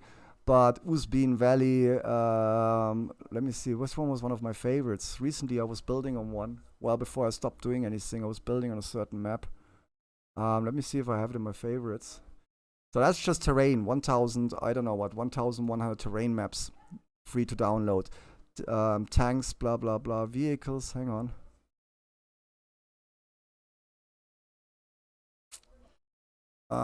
Scenarios, 70,000 single player and MP scenarios. Compositions, 2,000. Mods, 17,000. Server files, 1,280. Animations, 837. Boats, 672. Campaigns, single player, multiplayer, 492. Characters and units, 3,056 different ones. Editor extensions, 768. Helicopters, 1,400. Mechanics, planes, sound, structures, terrain, weapons, wheeled. It doesn't end, guys. Scenario gameplay, single player, 25,240 single player scenarios. So, guys, you can play this until forever. And it costs you like $6. And yeah, it's not the 2021 graphics, but the gameplay is awesome. Should we play some armor? Should I see if I have some armor in there? We can play some. Keyboard's gonna be a mess because Armed Assault basically uses 3 times the available keys on your keyboard. I kid you not. There is double tap and triple tap, and there is combinations like Control C, Alt, normal C, Alt C, right Control C. You can set up whatever you want. So basically, yeah. The convoy trainer, no, but I actually created some convoy training scenarios for them back at that time. I did a lot of scenarios at that time. It really sucks that we can't find that content, man. Now that I'm thinking of it, I would like to have that content. Did Armaholic never list any content for it? Because I remember virtualbattlespace.com, that community site, there you could get on there, but you had to verify with your VBS1 forum account, right? Or you couldn't get to the assets, to the resources, which made sense because really, guys, VBS1 was like created for the military. It's not your Arma 3 ego shooter. That was created for military contractors or private contractors and stuff. Even before they got Osama. Very few people know that the Special Forces actually simulated the raid on the Osama compound in VBS2 before they went in there. Before Delta went in there, it was simulated in VBS. So that's what they're doing with that software. All the old sites are down. Yeah, that sucks. Yeah, that sucks, man. There was some good content. I had a lot of missions on Virtual Battlespace. I uploaded a lot of missions to that repository. Should we play some armor? Should we check it out? Maybe you guys like it. Let's do some armor today. Why not? But it's gonna take a while to get the keys sorted, guys. It's definitely gonna take a while. And the settings. There's a million settings to it. But once you got the hang of it, and this is, you remember, guys, when I showed you that keyboard? Hang on.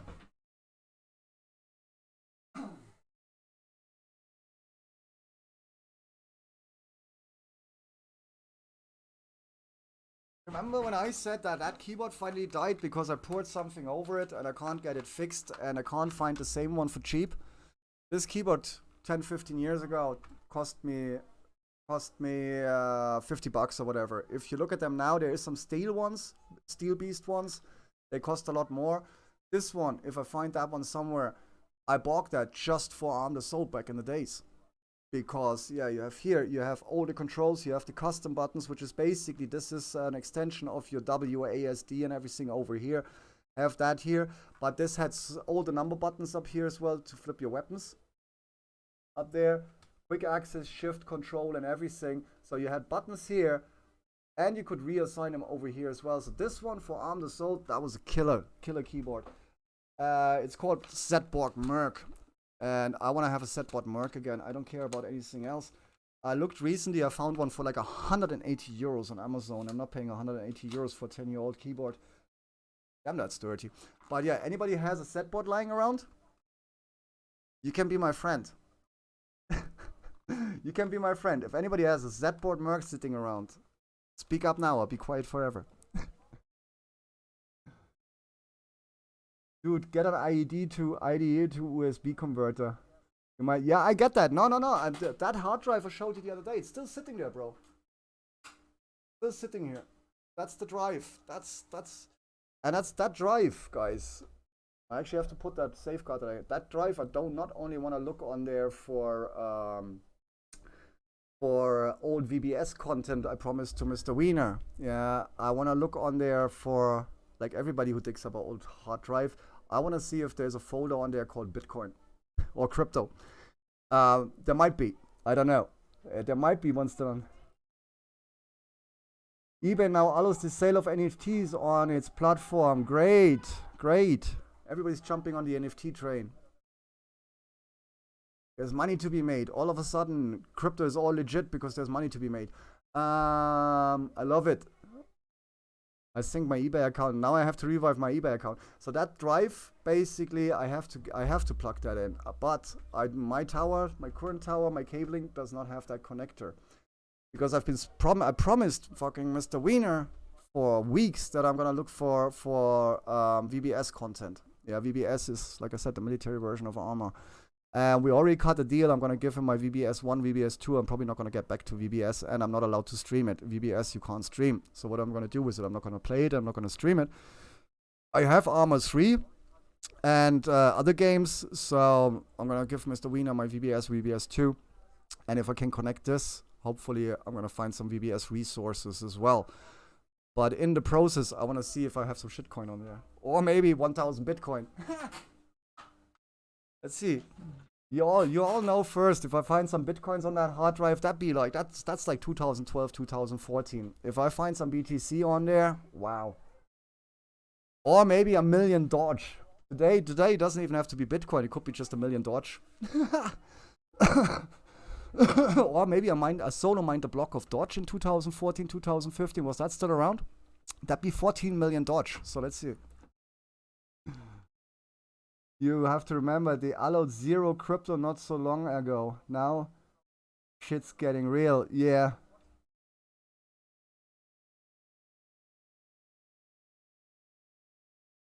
Oh yeah, absolutely agree, Mr. Wiener. I'd have to agree there, definitely.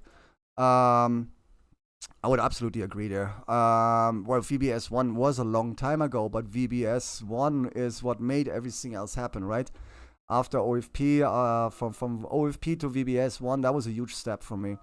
And after that Armor, I didn't even get Armor 1. You won't believe that. No, I got Armor 1. Of course I got Armor 1. I remember that. It was big hype amongst the VBS community. Armor 1 I got. Armor 2 I skipped completely. I didn't play that. And Armor 1 I didn't play long for either. And then maybe I could check now on there. I don't know when I bought Armor 3. That's maybe a year and a half ago.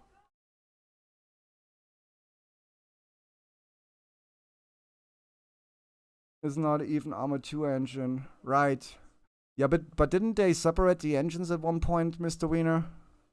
Because obviously they're doing a lot of more customized stuff on the VBS engine for their contractors.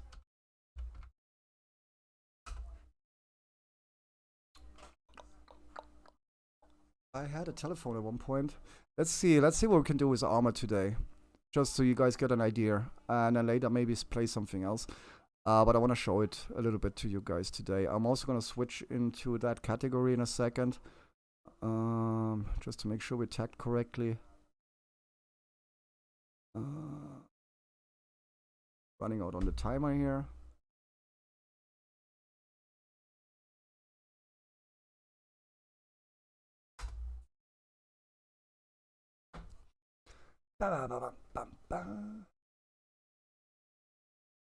But here I won't have my workshop content and everything because this is now on the cloud. It's not local. Let's see if I can bring over. How can you bring content over? I'd have to upload it to the workshop, right? If I have something in the Eden editor. Yeah, if I have something in the Eden editor, I'd have to. I can't bring it over. Okay, not important. Let's wait a minute. I'm definitely gonna check my mods down here. You see, that's the mods I have pre-installed here, guys. Just so you know, that's the launcher now. Can you see the launcher here? That's just the launcher. This is some specific mods I've been messing with. Zombies and demons, obviously. Forced download, waiting for Steam for download mods. Let's just force the download on all of them.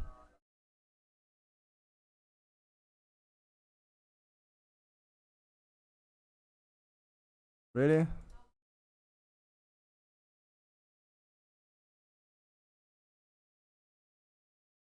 Let's update this stuff quickly. Shouldn't take long.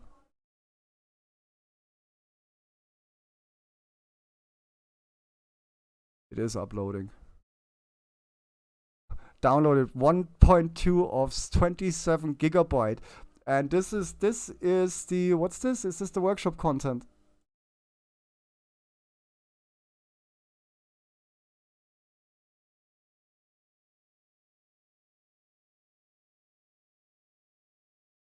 This is Warfare. Warfare isn't much, but the rest here, that's huge. Okay, let's download this. Is it? Yeah, you see, Mr. Wiener, I think they're not gonna really optimize that a lot because yeah, they're not playing anything large scale, or they're contractors, obviously. When I did a couple of scenarios for Peter back in the days, I literally placed like 10, 15 op4 on the map, a vehicle or a couple of vehicles, and then maybe 10 playable positions. You know what I mean? So, and then brought down the fuel distance to like 900 meters or whatever, because if they drive through a town in a convoy, they don't need 3 kilometers fuel distance, right? And dropped in a couple of scripts. So I can see them not paying a lot of optimization or attention to optimization in the VBS engine, because yeah, these training scenarios for the military contractors, they're very specific, very small area. Very specific objective and end of mission. You know what I mean? Now, where we play it, you parachute into the map somewhere and you expect to travel 200 miles. You know what I mean?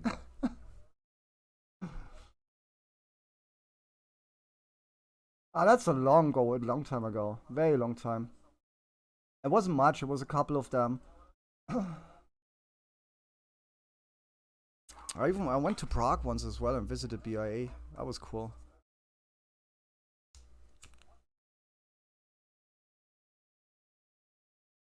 But yeah, everybody was very involved. Willie as well. You remember Willie? Mr. Wiener? Willie?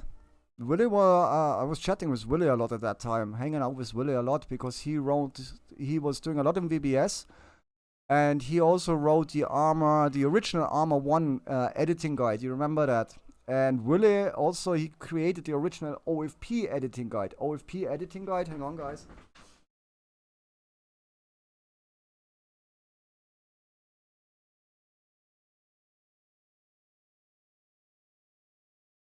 This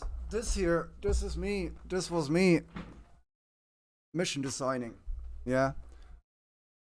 Like so. That's my content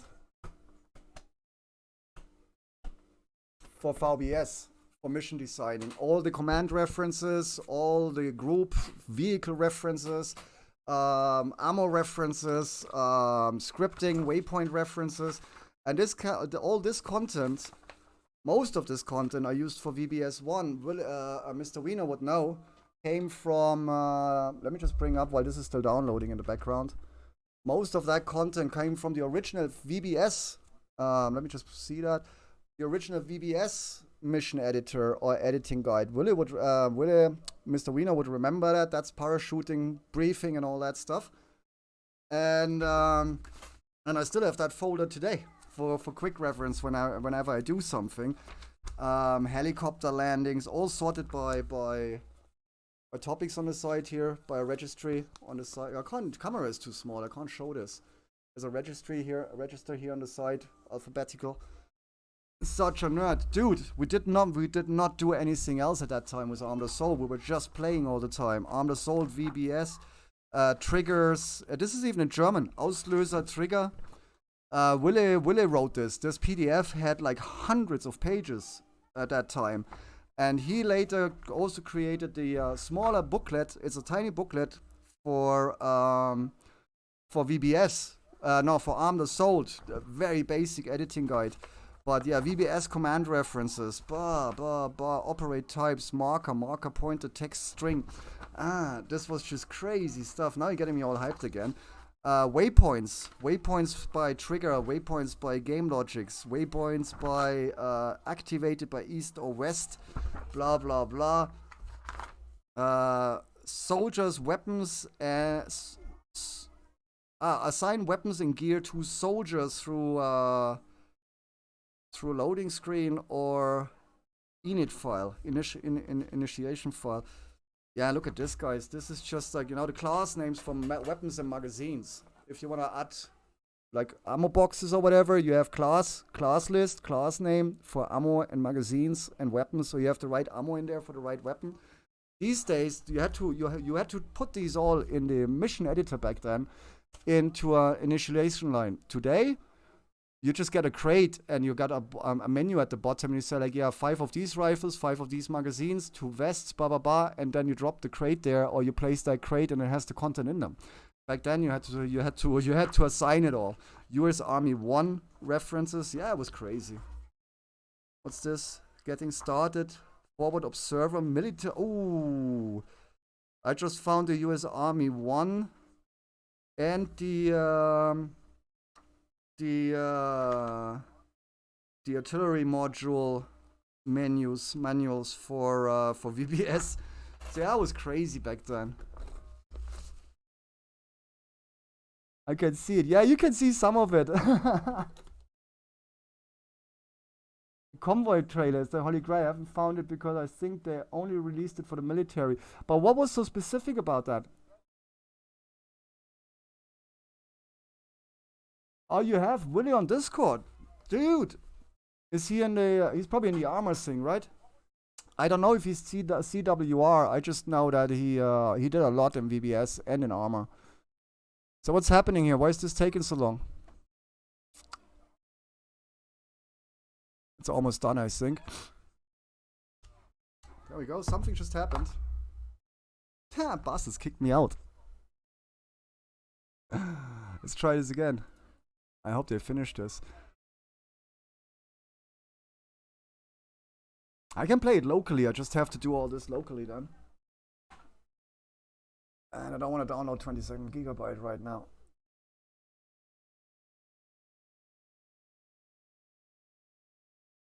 But you can shoot, that's basically it. But you can't do that in armor, right?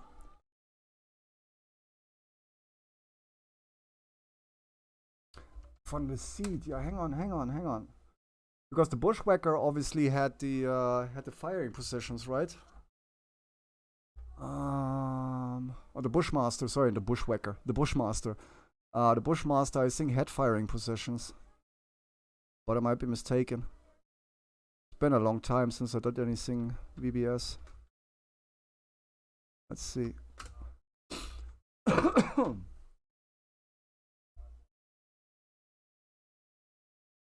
Yeah, but I thought, but we already have that in armor on VBS. Did they never include that in VBS 2 or 3? Because armor obviously has that. Armor, you can shoot from the passenger seat. You can shoot from the back of the vehicle. If you're on the back of a pickup or whatever, you can shoot.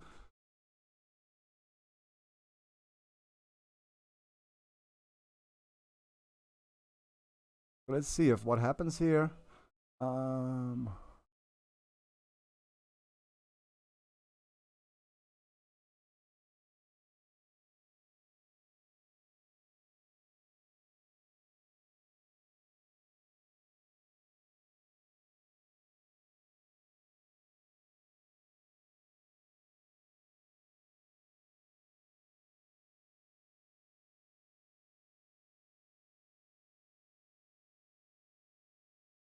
It's still uploading now.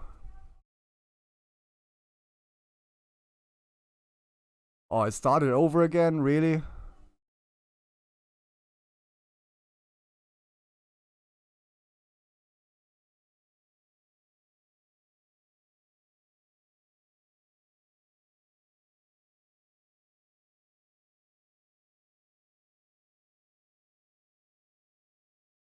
Oh, let's see what happens here.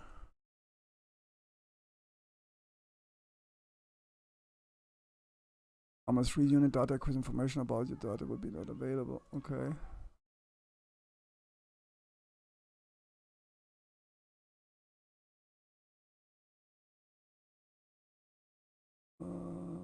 Tech report, the Vietnam War.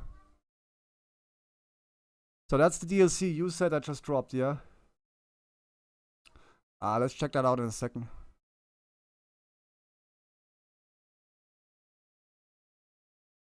No, in VBS 1, no. In VBS 1, absolutely not. But I thought VBS 2 had shooting from vehicle positions, from passenger positions, but I might be mistaken. It's been a while, you know what I mean? So maybe I'm wrong. But also, I'm pretty sure Armor 3, at least on the VBS 2, yeah, I see. Okay, so yeah, VBS, they never implemented it in the end then, which kind of makes sense because, yeah, if they moved on to VBS 2, VBS 3, 4, then why would they go back and modify VBS 1? You know what I mean?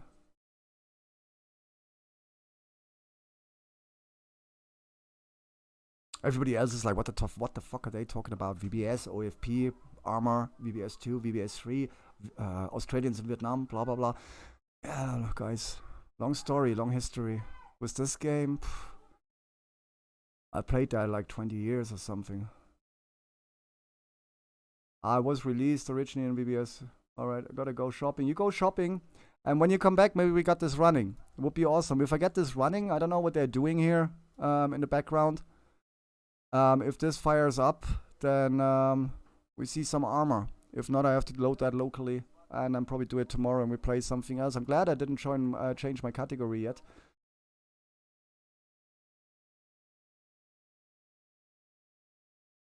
See what happens here. It is doing something. So let's just keep this window active so they don't think, I think I got locked out because they were thinking we're not in a session or whatever. My mods here, if I can activate some of these mods, that'd be great. Because I'm gonna go into the mission editor, guys. I'm not gonna load any scenarios, so I'm gonna load advanced urban rappling if I can. Okay, it's waiting to be installed. Yeah, that's what it's doing now, obviously, because I'm on the cloud. Now I get what it's doing. Now I know what it's doing. It's trying to fetch all these mods at the moment from the workshop. That's why the download is so huge. I don't want all these mods right now because I don't need them. You know what I mean? I just want to have a couple of specific ones that enhance my movement and give me additional movement options, such as fast roping from a roof, for example, or rappelling from a helicopter. Also, I would like to have the advanced urban rappelling and the enhanced movement is what I want. From there, we just need really, what would we use? I think we would use the Ravage mod. Yeah, we use the Ravage mod. I can bash that up quickly. And we got actually a mission to play the Ravage mod on Ruhr. Ruhr is badly optimized, but it's a very, very beautiful German map. I don't Mosquito series. What? RWG? Little backpack life. Backpack light, zombies and Eden, zombies and demons. I might even look into a server. If this fetches my server list correctly, I might be able to get onto one of the survival servers, and then we can auto-load the mods we need. But you see DayZ, for example, guys, I have the DayZ mods maps right here. Geronos Redux and Geronos 2035. Got them right in here. I don't need no DayZ. Don't annoy everyone with VBS now that I'm gone. I'm just trying to keep this window active, guys, while in the background it's downloading. You know what I mean? So, Steam does his thing. Yeah, I can hear you, Steam. Where is it? Yeah, in the background it is. It's doing something. They're probably on their cloud server there, you know. GeForce now is like, well, what do you mean you want to install 27 gigabyte? Are you fucking crazy? That's what I'm paying you for, people. That's what I'm paying you for.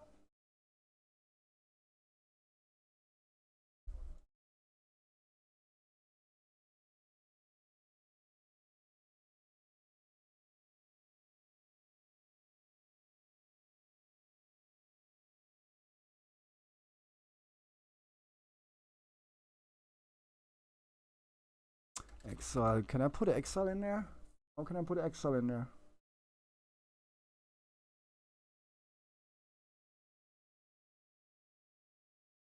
Yeah, you see, that's where I had my favorites. They're all gone. Really? Wow. Wow. There were all survival servers. We got Black Lotus, Altis, Exile, Militarized, Tank Spawn, 200k, starting money. I know. Yeah, it's not happening. It's kicked me off again. Okay, okay. What we're gonna do is I get out of here. Let's see if that works. Let's see what Steam reckons. Not do that on the cloud.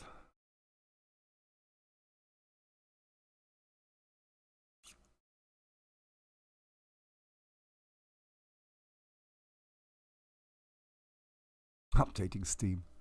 That's how long I haven't used Steam.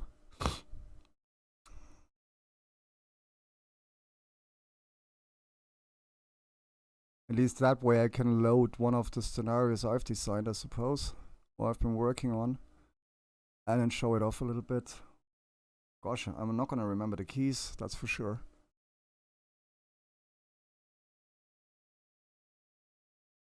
If you start with Arm the Soul, guys, it takes a while to customize your keyboard, just so you know. Armor. Now Armor is updating over here, right?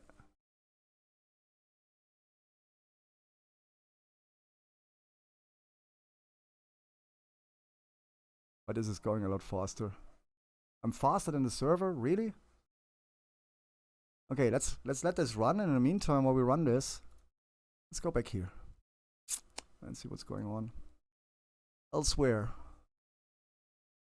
Let's do some chatting. Let's keep on chatting for a little bit, guys. What else is happening? What's happening with our crypto stuff? Let's look at our crypto stuff while we update this in the background. And if the stream lags, you let me know. I'm just turning on Steam's allocation a little bit for the downloads. Settings, download settings, there we go.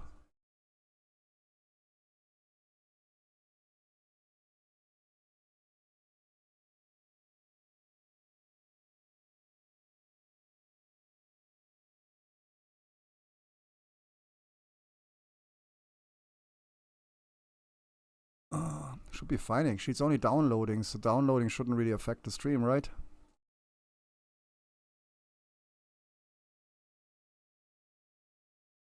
Yeah, but it's being slow now. We probably leave that for, I update that in the background now, and then we do that later. Let's see what's happening here. Before we get back to the game there.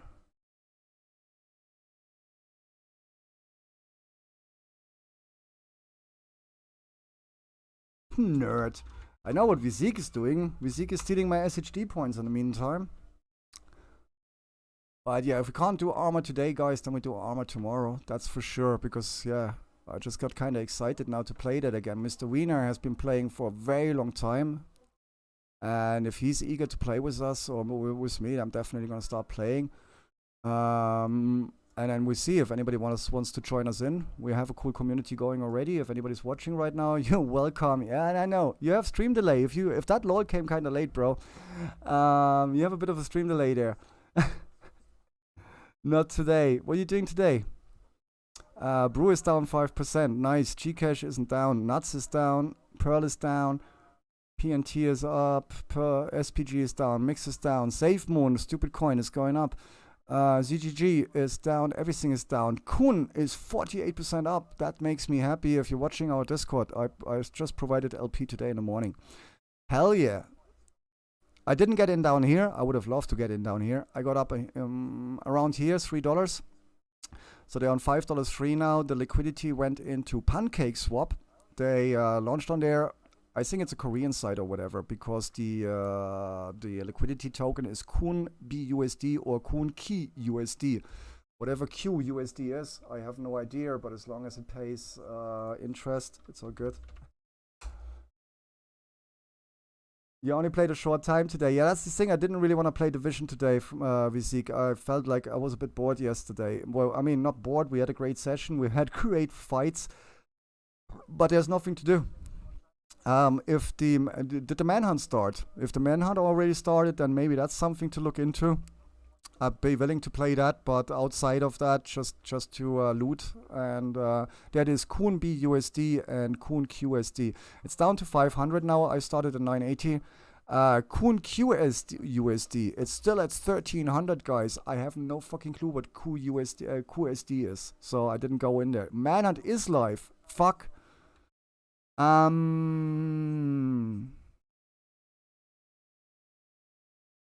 Fuck. Right, fair enough. Fair enough. So you know what's coming, guys. Man, I might as well get that out of the way.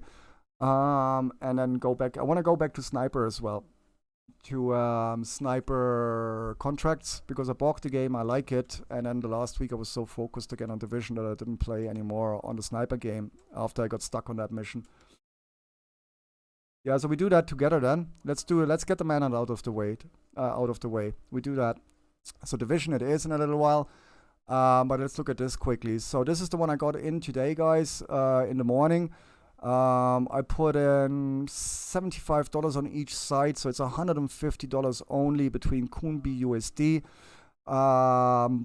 But yeah, in the last couple of hours I already made it 46 cents, and if this keeps going, still good idea. Maybe if it goes up there a little bit higher. Look at this. I mean, this is going wild. I don't know why it's going so wild, but it was a lucky pick again today in the morning. If this keeps going, who knows? I might just cash out around $8, $9.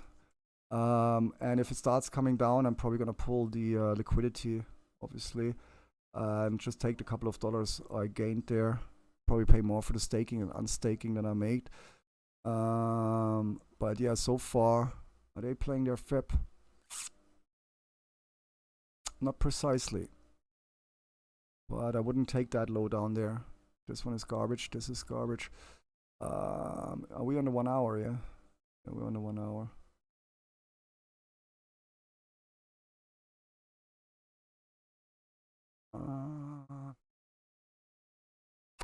Almost. I would like to see this a little bit lower. Yeah, it's almost fibbing. Yeah. You guys should see how Litecoin, Ethereum, and Bitcoin played their FIPS last night. Amazing. It was just so on the spot. Actually, what is Bitcoin doing? Anybody know what Bitcoin is doing? Because yeah, I'm long again. After I scalped out of my trades yesterday. You remember, guys? I said on Discord, I'm scalping out of my trades. An hour later, everything dipped. And then today I got back into a couple of longs. So let's see if I'm broke yet. I hope not. I'm also on the futures at the moment. Not with much, very little.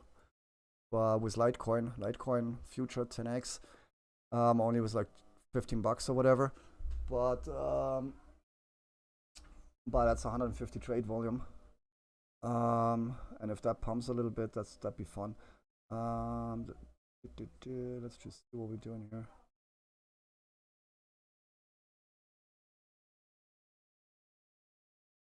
and then we get into that game.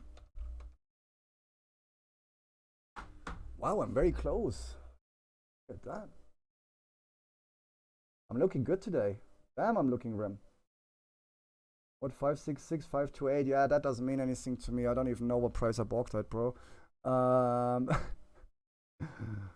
I got in when I thought it was a good moment and put my stop loss, and then eventually was like, maybe I start my stream kind of on time today. I could have done another 3 hours of just looking at stuff. The main reason I'm being on the derivatives at the moment is basically I just want to have some of the Binance NFTs. So I'm creating basically stupid trades on there just to get these boxes. Let's see what's happening here. Right, there's a stop loss. The stop loss is way down there by now. So we got in somewhere around here, just above the MA. That's actually looking pretty good. What did I get in?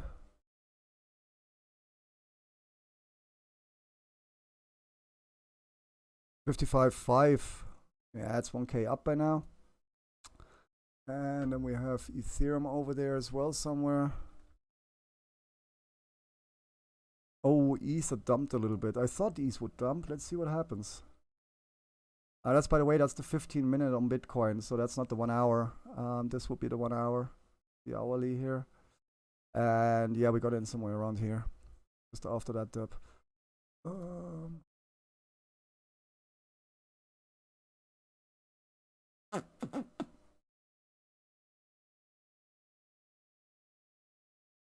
Damn, that's slow.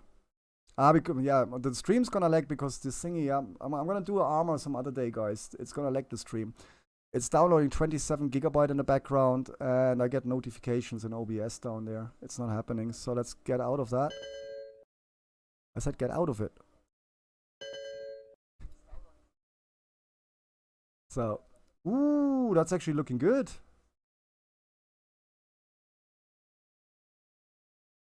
No, no, no, no, no, no, no, no, no, no, no, no, no, no. You stay right there.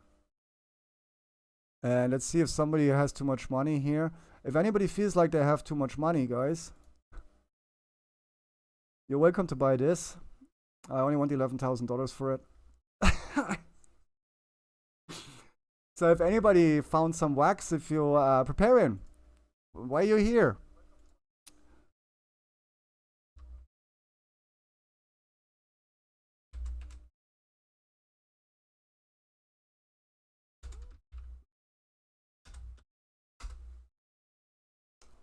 Go on, 45,500. It's cheap, guys. You make 5K an hour. So you basically make your money back before the end of the year, if you're lucky. If not, I got 10K. So it works both ways. Well, it works for me anyway. So here we are with ETH. ETH is looking very strong. Again, stop loss right down there. They're already above the MAs. They're above all the MAs here. So this is looking very good. And now let's see how we're doing over here, because this one is the only one where I can get wrecked. I have to pull up my stop losses if Bitcoin and ETH keep going a little bit more, a K each. Well, not a K each, a K on Bitcoin and 200-300 on Ethereum. Then I pull up my stop losses. This position, however, is now 18% up. That's not bad. That's not bad.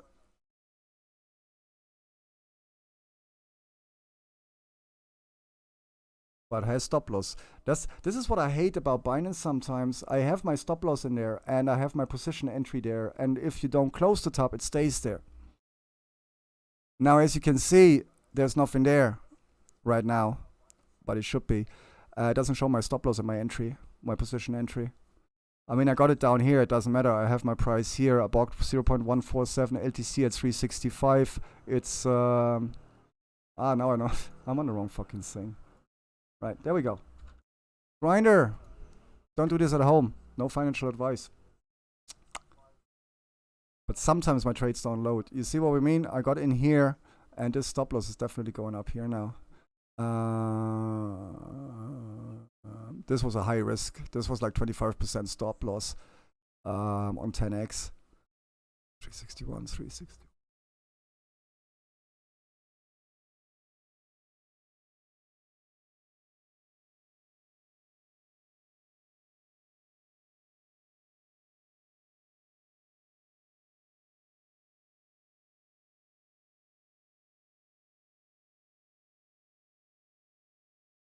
That's too high.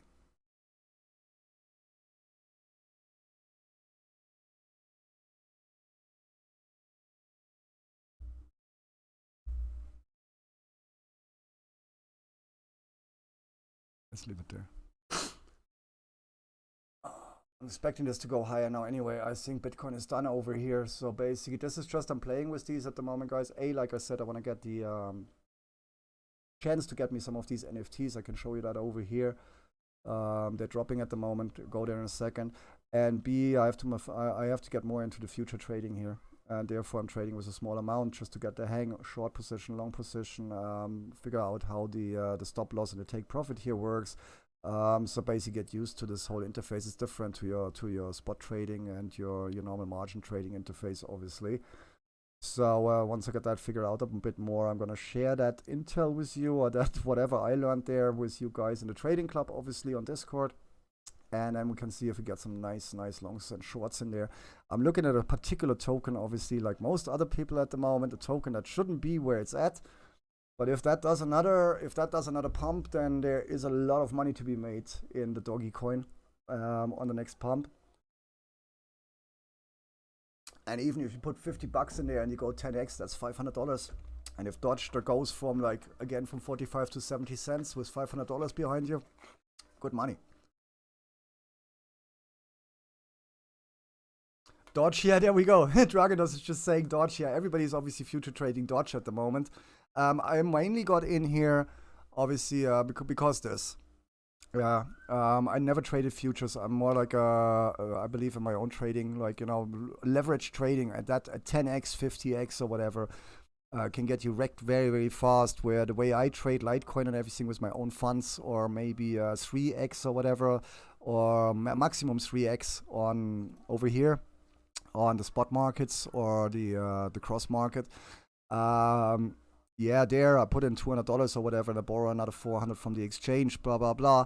But here my exposure is a lot lower on the 3x than it is on 10x or whatever. And some coins we've been trading this year, Dragon Dust, you don't need leverage. Take Matic. Matic, we started investing at 12 cents, 5 cents, 15 cents, 30 cents. Matic is now at 95 cents. That's enough. I don't need to leverage that. You know what I mean?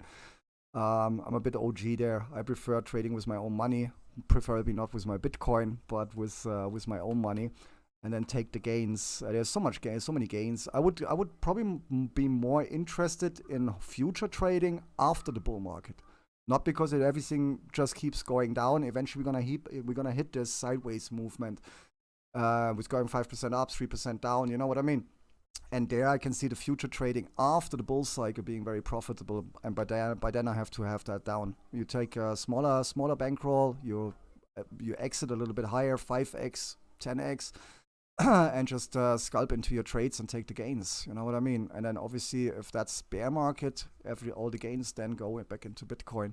At the moment, actually, guys, I'm taking quite a bit of gains in dollars again at the moment, and just let them sit either on Binance or in the wallet.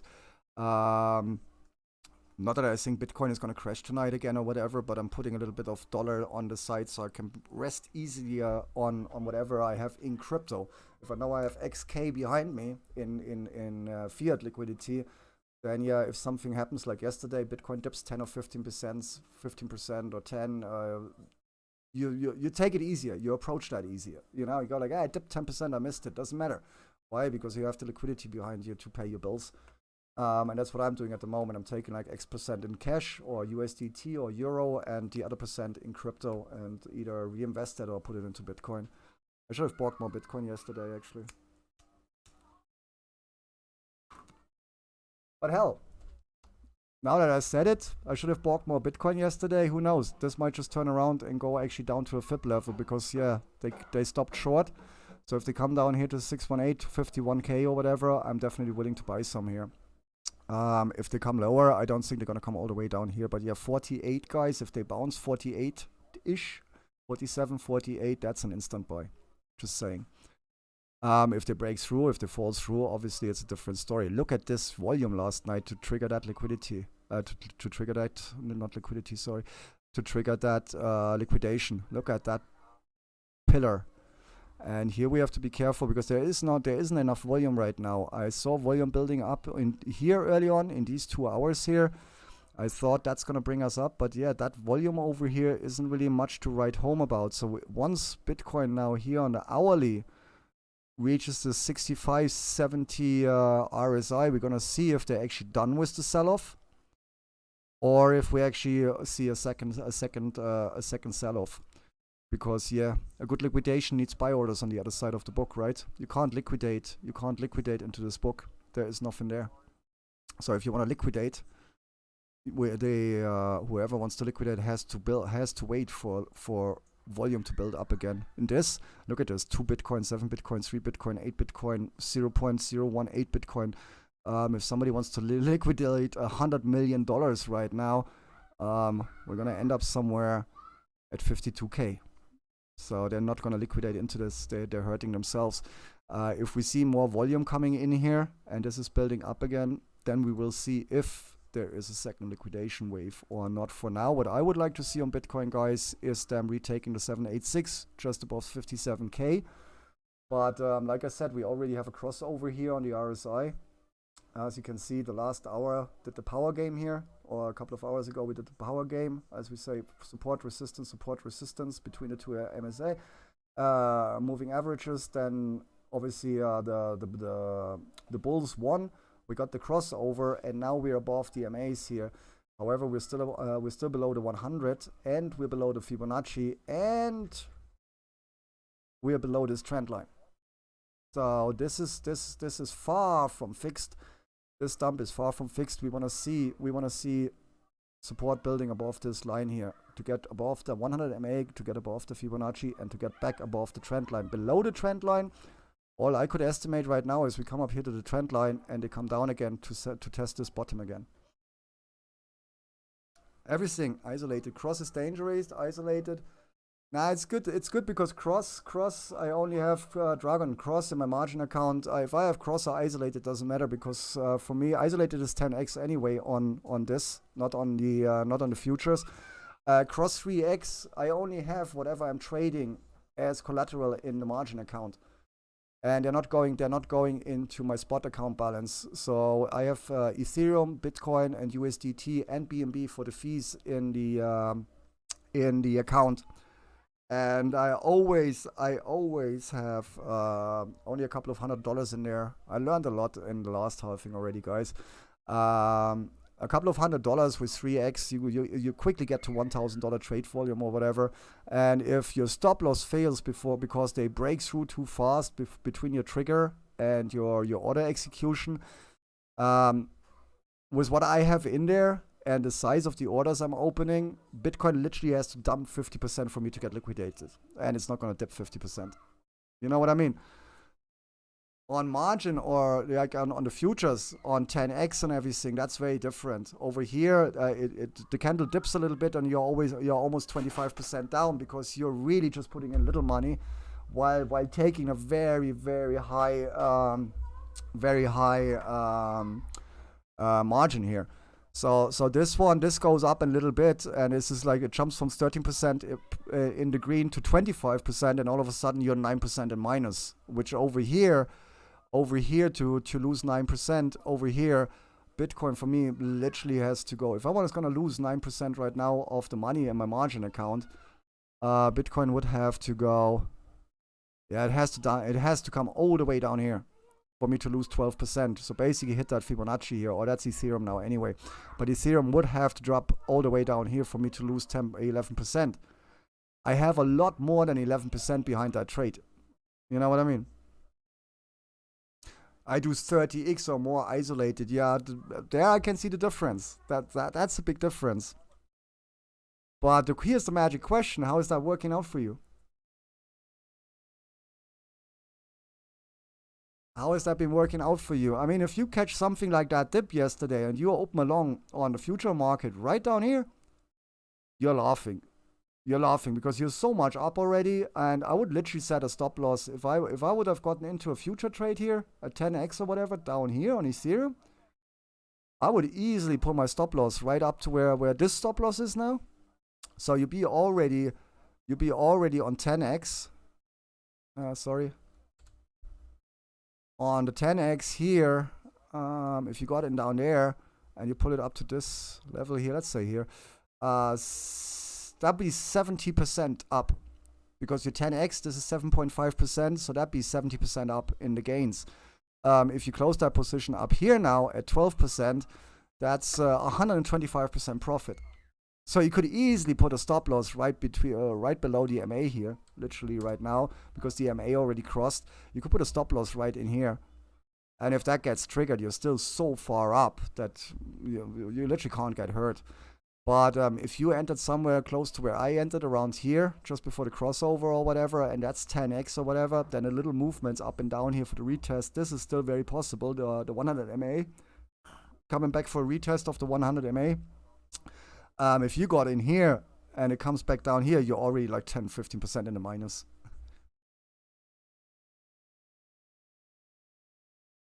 They have to do isolated for Dodge. It worked out very well. Nice. Yeah, I checked that out, and I'm gonna post my results in the trading club on Discord. I have to do that more again anyway, guys, but I've been doing so much of the LP stuff. There is no trade log. There is nothing to post, really, guys. You know what I mean? What we have in the trade club, I used to post my entries to the positions, to the trade positions, and then my exits and the gains and all that stuff, so you know. But I haven't done much of the proper trading recently. So basically, just yesterday I got into these 3 trades again, or I funded a margin account on there for BTC and for Ethereum.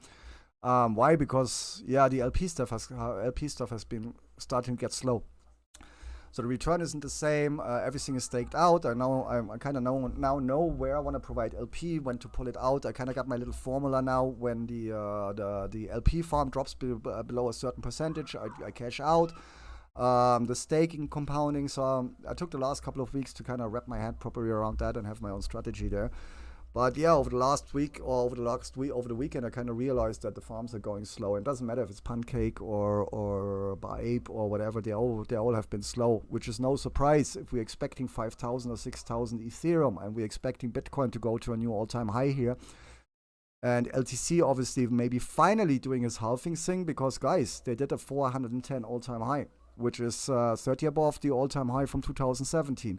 So LTC finally did the breakout and created a new all-time high, but there is still loads of air in this cycle now for LTC to set out for a proper new high. So even $700 to $800 LTC, not unlikely. And if you've been watching the show, I've been telling you for months I've been buying every LTC dip. Yeah. I bought LTC at $35, I bought LTC at 120, I bought LTC at 250, and I literally bought some. I can show you the trade log. I bought some LTC today at 355 as well, and that's spot, that's HODL coin, yeah. Somewhere over there, what was it? LTC. It wasn't much because I already have some, but I added on another 1.1 or 0.15 earlier today, around $350, so that's 370 now, so we're already laughing. By what? Sorry, that's BTC.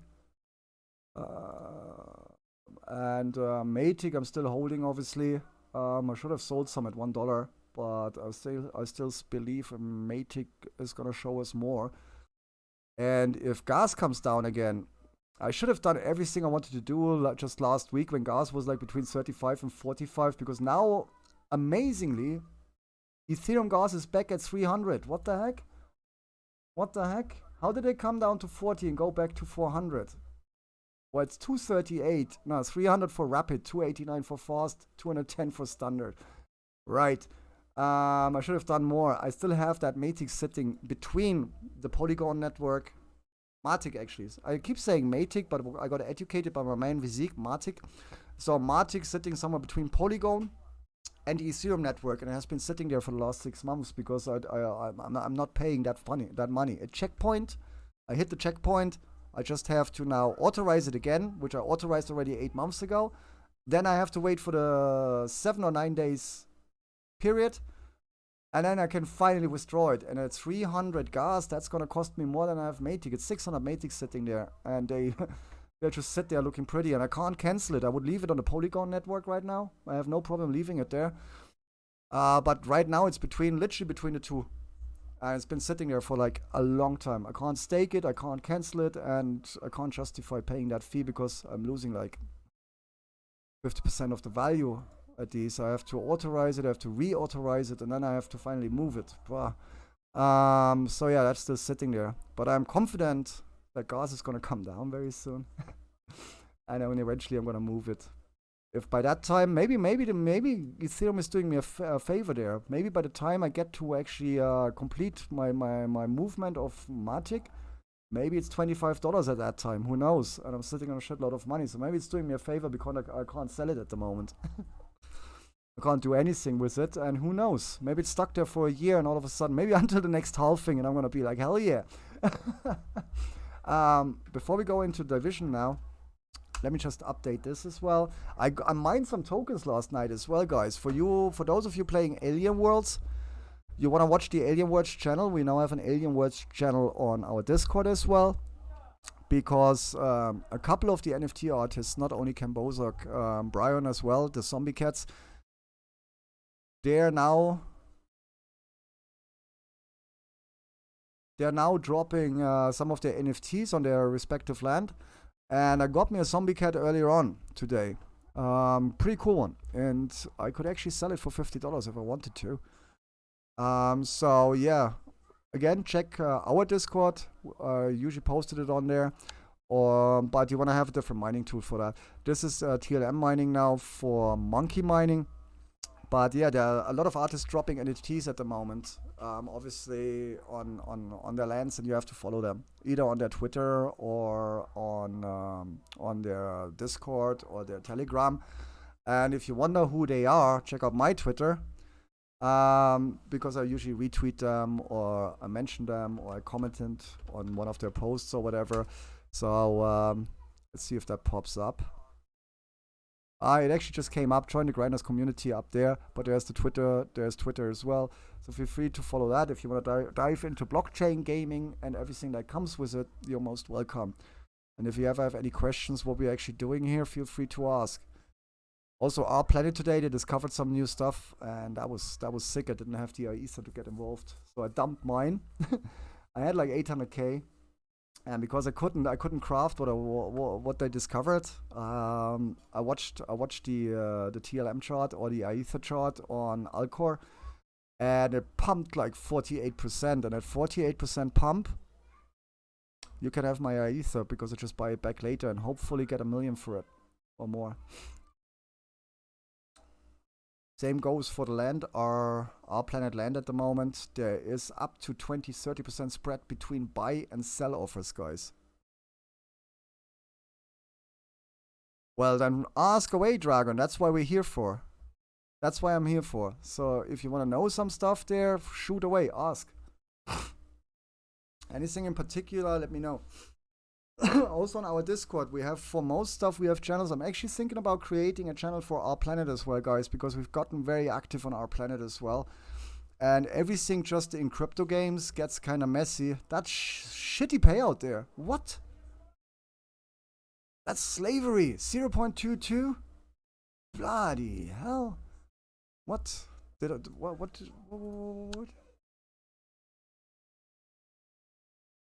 Wow, really? Yeah, no. Yeah, no.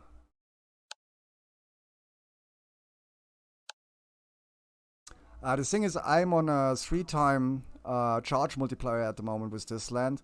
So the best I can do here at the moment is an hour and a half. An hour and a half waiting time for that. No. I'm probably gonna go to... One sec. I'd rather go back to mining NFTs then.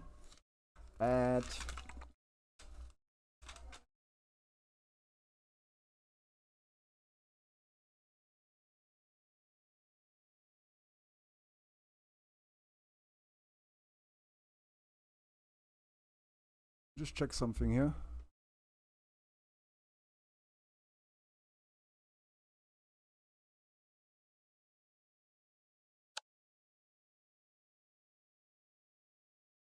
Huh. No time, no change. Should we try this? It has a terrible payout rate. Terrible. but I could be mining for NFTs here. Let's see what my cooldown is on this. 1 hour 36 on the other one. Let's see. I'll be right back. I need to go to the bathroom.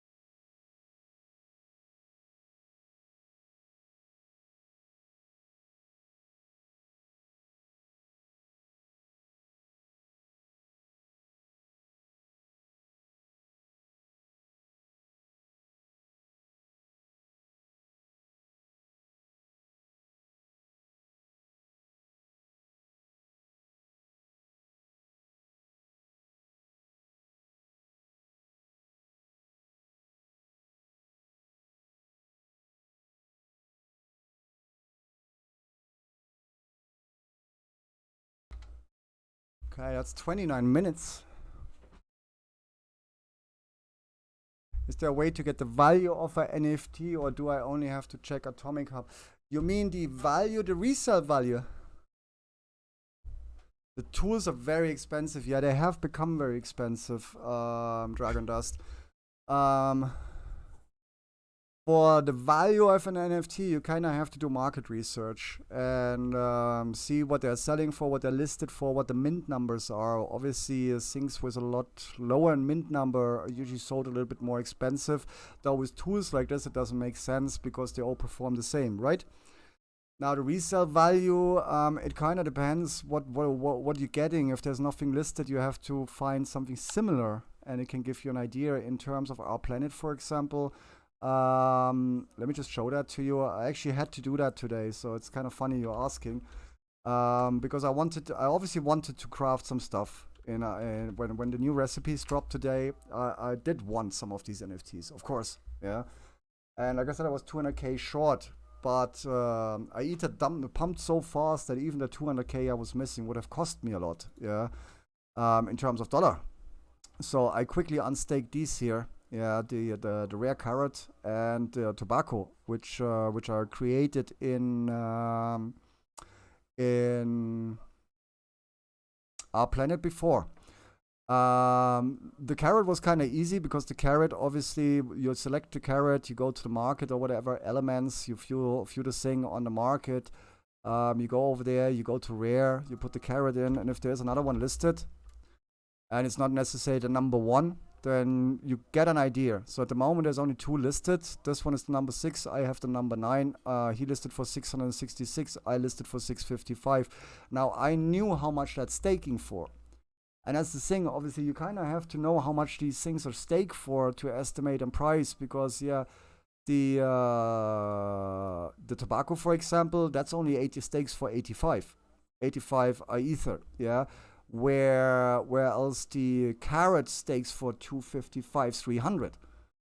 So that's 3 times the ether per hour, and therefore it should be worth at least 3 times the money. Now, one is a rare, this is a common. Now, with the common here, for example, what I had to do, I went into the market as well. I went to commons over here, and I looked for tobacco, and unfortunately, there was none listed. That's mine, yeah. So there, it's hard to estimate how much can I ask for the tobacco if there is no other listings, yeah. And therefore, what I did is I went into my R Planet here. Let me just see. I don't have a claim here. That's where I want to get the NFTs, and that's the only reason I'm doing I'm getting into the future contracts, guys. To figure this out, I actually had to go into my own R Planet staking quickly and find something that stakes around the same amount per hour, if that makes anything, if that makes any sense, you know. So I have two NFTs staked here at the moment. That's the Hurricane and I have the Hurricane and the Mountain. Now the Hurricane stakes a little bit less than the Carrot, and the Mountain stakes like 5 more. So since I didn't find the carrot, not the carrot, the tobacco, sorry. So since I didn't find the tobacco on the marketplace, I obviously looked for Hurricane and Mountain, how much they are selling for. The Hurricane here is listed for $295. And the Mountain for $400. So I went in there and listed my own. In there for $300. I think that's a good price. That's between the two I just mentioned. So that's where you can kind of get an idea. By the end of the day, it always comes down, the value of an NFT always comes down to what's someone willing to pay for it. If somebody really wants it and he has the money, he's going to pay it for it. In this case, that's what I'm trying over here at the moment. For example, with this one, this is the drone miner. This is a legendary mining rig for our planet. There is only 5 of those in the entire game. There's only 5. Yeah, this is mining at 5,000 an hour. So to see if there is somebody willing out there to pay that money, I put it up for $11,500. If that sells is questionable. Probably not. But if somebody's out there, you know, you have to also remember, guys, and that's something with crypto, which a lot of people kind of often forget. With crypto, if that's Ethereum NFTs or if that's Wax NFTs or anything else, there is a lot of people out there who got involved in their respective token very, very early. So for them, that mining rig doesn't cost $11,470. That mining rig costs them 45,500 wax. And if you bought your wax at 2 cents, then it's that's the way you look at it. If you're sitting on 5 million wax, you don't give a fuck if that's $11,470 or not. Because out of your 11 million wax or whatever, you're only going to spend 45,500. You know what I mean? And that's the same with Ethereum. Ethereum whales. I've seen people buying stuff for Ethereum before where you go like, bloody hell, how did you get that money? Well, that person who bought it had so many Ethereum, he literally didn't care. He just wanted that item. You know what I mean? So that's what you have to consider as well sometimes. It doesn't matter if you price it accordingly with the market or not. If it's something that's rare, put a price tag to it. If somebody pays that, fair enough, you get paid off big time. If nobody pays that, you have to lower the price or you stake it again or you do whatever you want with it. You know what I mean? So some of the resale things, these X, for example, they are a loss. I spent like $50 on those yesterday. They're not going to sell and they're garbage basically. I should have done more research on there. I probably wouldn't have bought the packs. And that's the thing with wax. If you're earning wax every day, you just buy shit on the market you actually don't need. These ones, I got like parts of their collection here. I think each NFT box with these ones in there, the lower ones here, these ones, was like 25 wax or whatever, and then you need 6 of each to blend the animated one. So you have like 2 per box if you're lucky, 1 per box. So I need to buy 5-6 boxes. That's 100 to get maybe one of those. And they're not even selling for 100 on the market. And they're in low mints. They're mint number 8 and mint number 10. You know what I mean? They're not selling. And I bought some boxes yesterday, and then obviously I had some missing here, I had some missing there. I got more of them. I had some more missing. That's all the collection. I didn't get all of them. Eventually I was like, well, fuck that. I got bored of the recapture as well, so I stopped. But bottom line here is not a single one has an offer on them, or not a single one has sold so far. So that's probably garbage, and the resale value is like meh. Even the blended ones, if you look out how much the individual cards are to blend, I'd have to sell cheaper than what it cost me to blend to actually get some money back there, and so they're probably at a loss. Resale value, it's difficult. And also it's possible you buy something. I mean, here's my shiny loot stuff, my endless loots. I think they dropped for 10 on when they dropped. I think 99 dropped. They dropped for 10 wax each. the resale value at the moment on the market for Mace, for the new Mace, not as much. They're even selling for the original price. Look at this, and that's a lower mint than I have. That's mint number 20. I might just grab that. So yeah, you have to see. Not all of that stuff is gonna sell again. Or sometimes I always buy 2. You see, I'm there with 1250. That's me. That's me as well. 1250. That's what, 25% above my buying price. Doesn't sell. And I'm not front running them. I'm not gonna front run them. However, the number 20. Hang on. I might just buy that. I have to stop buying this stuff as well. Here I could get mint number 12 for 1450. Well, I'm trying to sell number 48 for 1450. You know what I mean? So you have to, whatever you get into Dragon Dust, I guess I want to say, is that once you get into a certain kind of NFT or whatever, or a game you really want to play, then you have to familiarize yourself with the respective ecosystem, either of that art or that game or whatever that NFT is related to, and then try and stay on top of it. You know what I mean? That was the same with Crypto Space Commanders. I played a lot before. Crypto Space Commander, half of my day I was looking at OpenSea, for example. So you basically buy it for staking. No, these you can't stake. These ones here, I actually playing the game. It's a Telegram and Twitter based role-playing game. Endless loots. I can show it to you, and they're just pixel NFTs.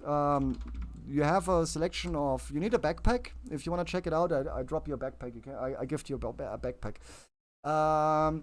And every week there is a new quest. It's like virtual role-playing board game. Not board game because there is no board, but yeah, questing game. It's like it's kind of cool, and you're not gonna get rich on it. There is like now, for example, the new loot, the new quest just dropped. It's more something. It's for people who like these kind of role-playing games, I guess. And I always buy 2 of each when they drop because Preparing buys 2 as well. I missed the drop the other day. They sell out very quickly. I always buy 2 if Chris misses one or Preparing misses one, but Preparing won't miss one because Preparing, yeah, he's very, very supportive in this game. And then what happens is every week you have like a new quest drop, a new adventure request with all the story there. Before we go back to the Molten Mines in search of viral Tieso requested your assistance, then you have a bit of the lore for this week, what's going on. To participate in this adventure, you need a backpack in your inventory. You also need any weapon, so this is kind of cool. There's also quests where you need a specific weapon, for example. It could be that I need a certain mace, I need a certain sword, or a certain shield. And then you just put your wax address in there and you're good to go. And everybody who enters the quests or whatever, by the end of the quest, you get your shiny loot. Your shiny loot is basically your quest reward. And they are very limited. So if this ever evolves to somewhere, then yeah, these NFTs could be worth something in the future, but I would not bet on it. Yeah, for me, it's more like a fun thing I do on the side. I mean, when these drops happen, they are 5 wax, they are 10 wax, they're like $1. So I'm playing it because it's fun, because Chris is in there, Preparing is in there, and then eventually you obviously get your little endless loot rewards and stuff like this, which this is like from last week. The kobold we killed last week. I think that was last week. Then we also have our own beer. It's Groff. You get Groff. They use it on Discord as well, on Telegram. This was Cinco de Mayo, 5th of May. No, the 4th of May. May the 4th be with you. We got a Groff Saber. I got 3 of them, obviously. I walked a bit over the top there. Then I picked up some backpacks from the market just in case someone in the community needs one. This is another quest we just finished recently. So these quest rewards, if somebody else picks up that game, you know what I mean? Where's the Armor 3? Armor 3 was acting up. It was lagging the stream with the download and update stuff, Mr. Mina. I'm gonna update the game offline and then maybe we do it tomorrow.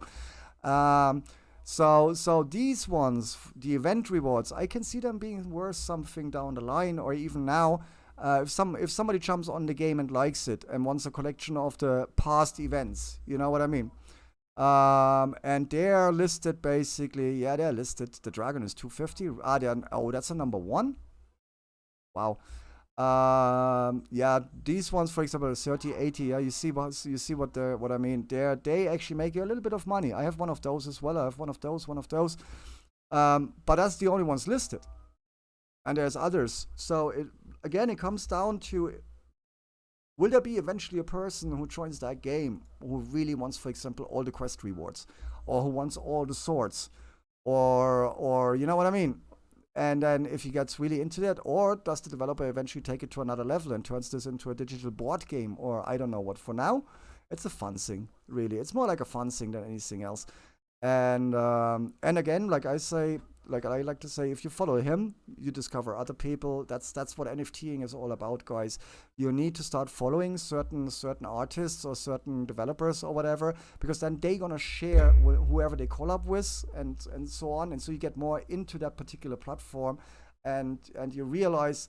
I mean, most of these creators, they're also hyping and supporting each other a little bit. I mean, look at Kambozak, and Kambozak, like I said earlier on, Kambozak's Telegram, for example.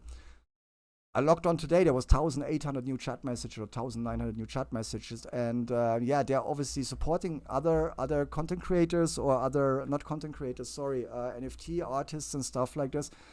So once you follow Kambozak, you see his retweets, which makes you discover new stuff, which then makes you discover new stuff. And eventually you pick that good thing. You know, you're going to jump on a lot of shit with NFTs as well.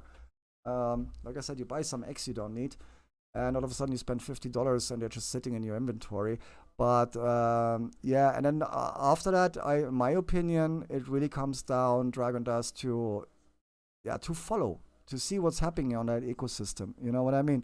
Especially, obviously, if you're involved, if you say you bought tools for Alien World and all that stuff, or for Our Planet. I follow Our Planet's Twitter. I follow Alien World's Twitter. I'm on the Discords. I'm on the Telegram. I'm trying to stay on top. Our Planet today, I immediately saw the new discoveries, and even here for the generator site, for the new recipes and stuff like this, dropping for Our Planet, I actually have up here. Where is it? Here it is. I have the page monitor running on it.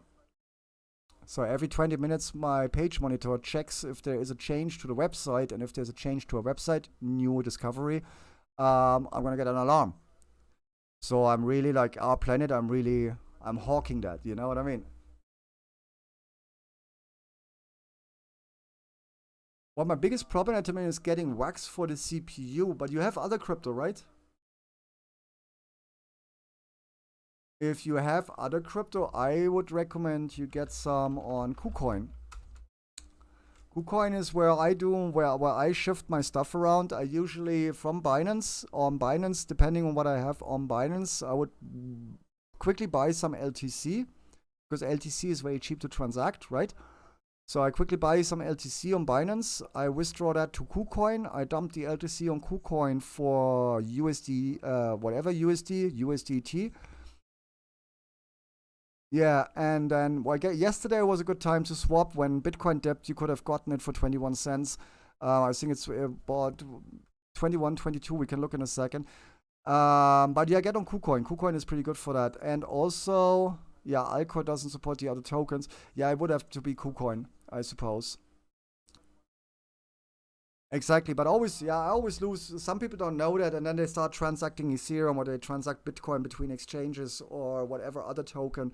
For example, if you buy BNB, if you buy BNB on Binance, though it's their own token, they still charge you for the withdrawal through the Binance Smart Chain. Now, if you buy BUSD on Binance and you withdraw that, that's free. So what you do is you just buy BUSD on Binance, you withdraw that to the Smart Chain wallet, and then you go to PancakeSwap and you buy your BNB there.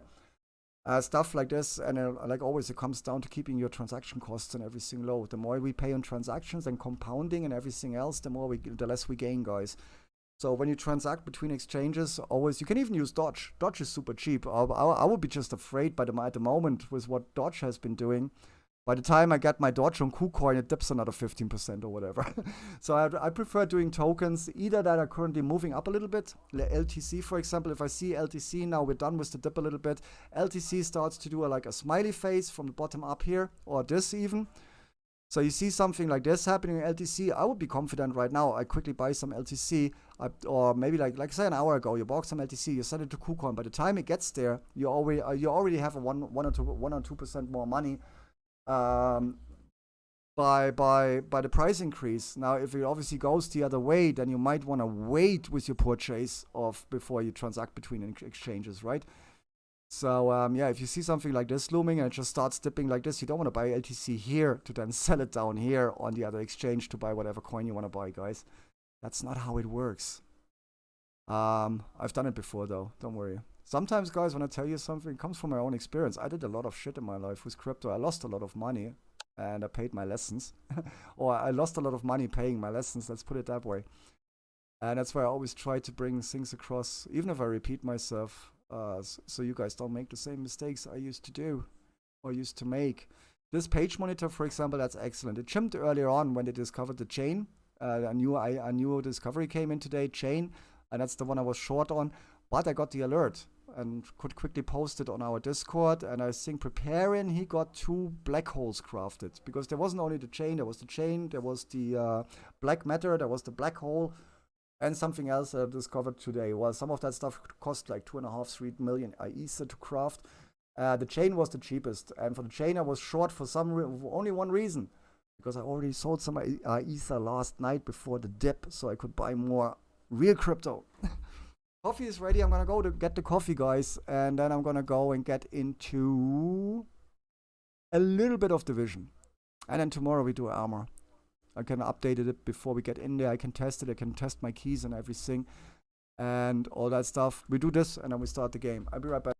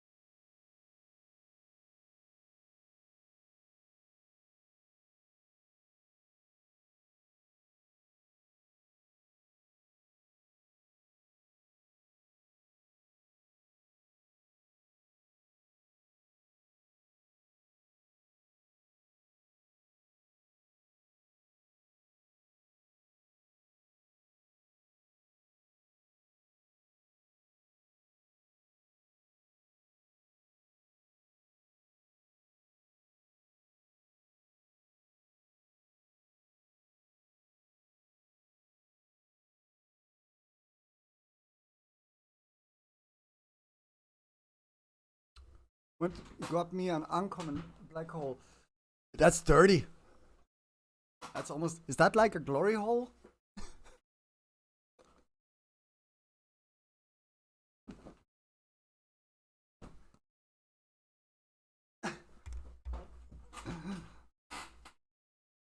$3,000. What? I thought it was less, wasn't it less? I thought it was 2.8 million or something like that, which isn't a big difference. But I thought I saw that earlier was 2.8 or whatever. Also, guys, if you're on there, if you haven't seen it yet, I posted it on Discord earlier on. I got this link today I wasn't aware of. I used the other recipe page, the generator, but I put a page watch on this now as well. It's more simplified, but it shows you quickly what you need. This is obviously the one that dropped today, and that was only 1 million. The black hole. Oh yeah, 3,160,000. Damn, there's still one to make. There's still some to make though. 70 still remaining. Energy explosion, press, sun, and black matter. That's all done. Cloth. Yeah, I want the flag as well, but the flag is 9.52 million, guys. How much money do you have in these games? Nothing, man, nothing. I started off, you know what? You're not gonna believe this. I started off on the atomic blockchain with $300. Preparing can attest to that. The first thing I bought on the Wax blockchain, the atomic blockchain, was the uplift world land for the what was it? What was it preparing? The Minecraft mod. The Upland world. We preparing came into my stream, told me about the land sale, and I quickly shifted some money. I think it was no more than $200 or $300. Yeah, this up here is not accurate, guys. Don't go by that. That doesn't include pack purchases and whatever. However, that's where I started. Then I flipped one of these parcels for like $1,000. Then most of that $1,000 I reinvested into other stuff. Then there was the mining pack sale for is Chris there? Chris is not there, right? Any two aces is not around? We better not. There was the mining rig sale for our planet. And I wasn't around for the sale, so I asked the guys on Discord to please grab me one of the packs. Yeah. Which was what, 100, 200 wax. From that I dropped the drone miner, which is absolutely this I could easily sell right now for $3,500. If I'm lucky, 5. If I'm greedy, I want the 11,000. Let's see what happens. Yeah. Suggested price would be $2,472 for this one. So I got into our planet. I also started playing Alien Worlds a little bit earlier. So at that point we were still getting more TLM. So when they introduced the bridge to BSC, I think I had about 500 in total staked in a planet. I unstaked 400, sent that away, got the money for it, sent that back to the platform. So I've been basically compounding things.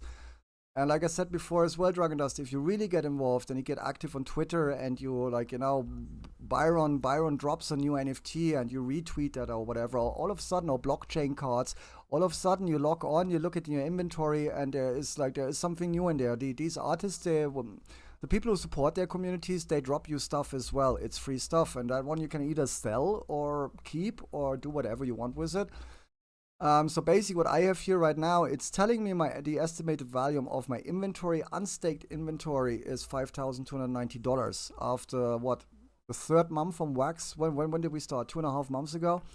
I cashed out a shitload of money, guys, a shitload of money. And I'm currently with my staking, if I stake this back in, I'm getting almost 10,000 an hour, 9,600 and something, whatever. At the moment I'm getting 5,000 less, but I can sell approximately 250 wax worth of ether on the day at the moment. Now this one you can't stake. This is not planet staking. This is just our planet. Our planet is basically over here where you can stake all sorts of supported NFTs, and you get this ether for it. And there as well, there was a land sale 2 weeks ago. No, last week there was a land sale for our planet, which is over here. And there again, I bought one pack for $100. That land I still have, that one here. And I bought a dual pack for $200.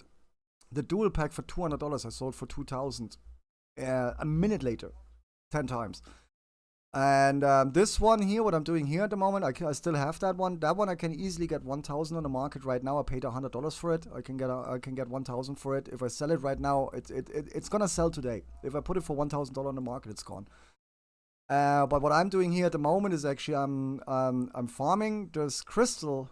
When nobody knows what we're gonna do with them eventually. Nobody knows what we're gonna do with those, and I sell those on the market for Ether. And yesterday I made a ball for wax, and this one I'm actually trading, guys, and I'll show you why. You can make money on the network, but it gets very complex. You know what I mean? You have to start trading stuff. You have to dump stuff. No, don't worry, man. It's the same question. You're asking what we're doing on the Wax blockchain, and I want you guys, if you're in my community, I want you to get involved in all that stuff, because there is money to be made outside of trading. There's money outside of DeFi, and at the same time, it gamifies blockchain, and I love playing with this tech, because by playing with this tech, we can bring new people to the space, and that's all we want for our mainstream adoption, right? And I always thought already 2 years ago when I started streaming, guys, I was like, yeah, if I stream blockchain gaming, that's for me a way to bring traditional gamers to the crypto space. And I tried that on DLive already. It was such a hard chop. They go like, yeah, and they go back to CSGO. And that was 2 years ago, and I urged some of my streaming friends at that time already. I was like, guys, come on. There were partners on that site. Yeah, they were getting, at that time it was very popular, and a lot of crypto people was on there, and they dumped loads of lemons, as they were called, on those content creators. Some of them making $2,000, $3,000, $4,000 months just with their content. Yeah. And on that page, you could also cash out in Bitcoin, and I really tried to bring it across to some of those content creators at that time. I was like, dude, I understand you have your costs, you do this for a living, but if you make $3,500 a month, you can't tell me that you can't cash out $3,250 to your PayPal or to your bank, and for $250, please cash out in Bitcoin and thank me next year. Outside of Preparing, who had obviously his own influence as well, Preparing has been around a bit longer. Outside of very, very few, Preparing didn't need me to tell him. Literally from the normal gamers, average gamers, nobody took it on. Nobody wanted. Everybody was like, yeah, Lino to the moon, and Lino this, and Lino that. And when they go mainnet, blah, blah, blah, blah, they're going to go to the... They didn't even really read into how blockchains work or whatever. And I'm not bashing anyone, because it's not bashing, guys. I feel sorry. Yeah? Because, yeah, I know, for example, that a bunch of them would be shitting on a shitload of money today if they would have cashed out when Bitcoin was 3,000, 4,000, 5,000. You know what I mean? And while still taking a majority of their payment in US dollar to cover their living or their expenses. And this is the same here now as well, Dragon Dust. What I want to say with that is I stream this content in the hope that some of the gamers come in, and some of the gamers have come in over the last couple of weeks. Some of them started mining now Ethereum, and that's something I said 2 years ago already on DLive as well. When when Ethereum was like $120 or whatever, I was like, well, you have a GPU sitting there. When you're not gaming, mine Ethereum, and profitable or not, it does not matter, because eventually it will break out, and eventually it will go to new highs, and eventually at that point you're gonna take more than profits. You're gonna take sick profits. Yeah, whatever, blah, blah, blah, whatever. And you know what's the funniest thing is? After this bull cycle, it's gonna be the same thing again. Now, at the moment, everybody wants to mine. In a couple of months, by the end of the summer, I assume the end of the summer, the hash rate is gonna drop again and everything, and people are gonna stop mining, and they're not gonna mine on, because they don't look ahead with their perspective. They only look at the profitability today. Well, if you're in this halving, in this bull rate, and you see what Ethereum just did over the last couple of months, and we're at $4,000 now, if you're not mining Ethereum for the next 4 years, you're an idiot. You just have to be able to afford. Once the hash rate goes down and you're getting more per mega hash, why would you stop mining? You're getting more rewards. Yeah, you're getting less dollar, but you're getting more Ethereum for your mega hash. So you keep on mining and you sell it whenever you have a new all-time high. You know what I mean? But people don't think like this. People only jump on the hype during the hype, and then later they cry because, yeah, they got in late and they sold late and they blah, blah, blah, blah, blah, blah. And for me, gaming, blockchain gaming is here to stay, guys. Blockchain gaming is not going away. Just today, Ubisoft started a new incubator today. 11 blockchain game developers groups have joined a new incubator by Ubisoft. If you not think Ubisoft is not eventually gonna launch a game with an NFT ecosystem, you're mistaken. But they're not gonna launch an indie game. It's gonna take them 3 years. You know what I mean? But it's coming. It's definitely coming. And they are so behind blockchain tech by at the moment, Ubisoft and other firms as well, other companies as well. And like everything, why not get in early? Why wait until everybody else is doing it? Get in early, get to know the scene, get to know blockchain gaming. Yet this is not a game for me either, guys. This is not a game. You know what I mean? But every time I click this, I'm getting up to 70 cents an hour to play this on the side while I talk crypto to you guys.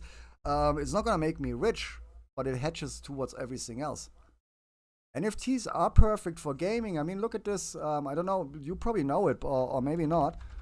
This was for me the first real blockchain game. When we came out from Dice's and all the other crap and all the pixel games.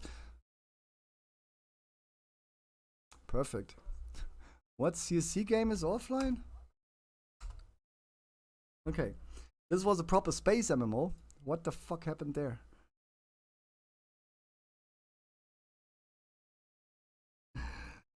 And it's gone.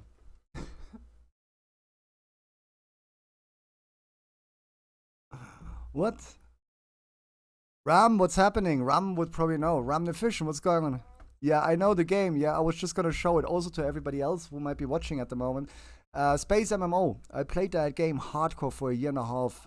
They actually made my channel, or took great part in making my channel on where I streamed first. Yeah. They supported me, they sponsored me, they gave crates to me to give to my community, blah, blah, blah. I grew with this game from the alpha, guys, from the alpha. Why? Because for me, it was the first proper game with blockchain assets, yeah. Again, I made nice amounts of money from this. But why? Because I got in very early. I dived very, very heavy into community. I was on top of what's going on. I bought event crates. I started crafting. I started mining. Obviously, if you get into a game like this early as well, you get known in the community, guys. Smaller community, you're an OG. You're there from the beginning, and you grow with the game. You know, they introduce mining. You start mining from day one. You learn that game mechanic. By the time they launch crafting, you perfectionized your mining. You know exactly what beams you want. You know how much you can load. You know where to mine. Blah blah blah. Crafting comes around. You start with that. You learn it. You get perfect at it. This comes around, so you grow with the game. And by the time that actually comes out of early access, everybody else jumps on it. And you're like 100 million whatever GRP or whatever ahead of them. You have 24 spaceships. You have hundreds of millions of tons of ore, and then the normal players come in, and guess who's gonna buy your ships and all that stuff? Is there any possibility that the crypto hype may completely disintegrate? I don't think so, Mr. Wiener, because it's not so much about the crypto hype. It's about future technology and our urge to evolve, right? We constantly push ahead. That's kind of like, you remember when people said I don't need email? And then we said like, well, is that ever gonna catch on with emails today? Can you imagine not having an email account? Or when we had the first smartphones and everybody was like, nah, I don't need all that shit. I only need a phone to call and receive calls. When everybody said, I don't need a Facebook account, now half the world is on Facebook. I think digital currencies, in particular decentralized or private money, as we want to call it or whatever, is here to stay. Because, we're doing everything electronically already. And the next step to have electronic cash just makes perfect sense, right? And if we spread the awareness that doesn't have to be central bank issued digital currencies, even better. But it's here to stay, guys. Yeah, PDAs or anything really. Anything we thought 15 years ago, I don't need that. now we have it. You know, most of us adopted, and people will always adopt to technology. That's one of the things why we are in record speed ruining our planet, because we cannot stop to evolve. We cannot stop to urge for more and more tech and G3 and G5 and G10, and it doesn't matter if it causes cancer or ruins the ozone layer. We want more. We need to advance more technology, more technology. And as funny as it sounds, in my opinion, and now even more with everything that's been going on and the devaluing of traditional currencies, guys. Eventually, even the last person needs to realize that they're basically not saving any money, not gaining any money, not doing better for themselves.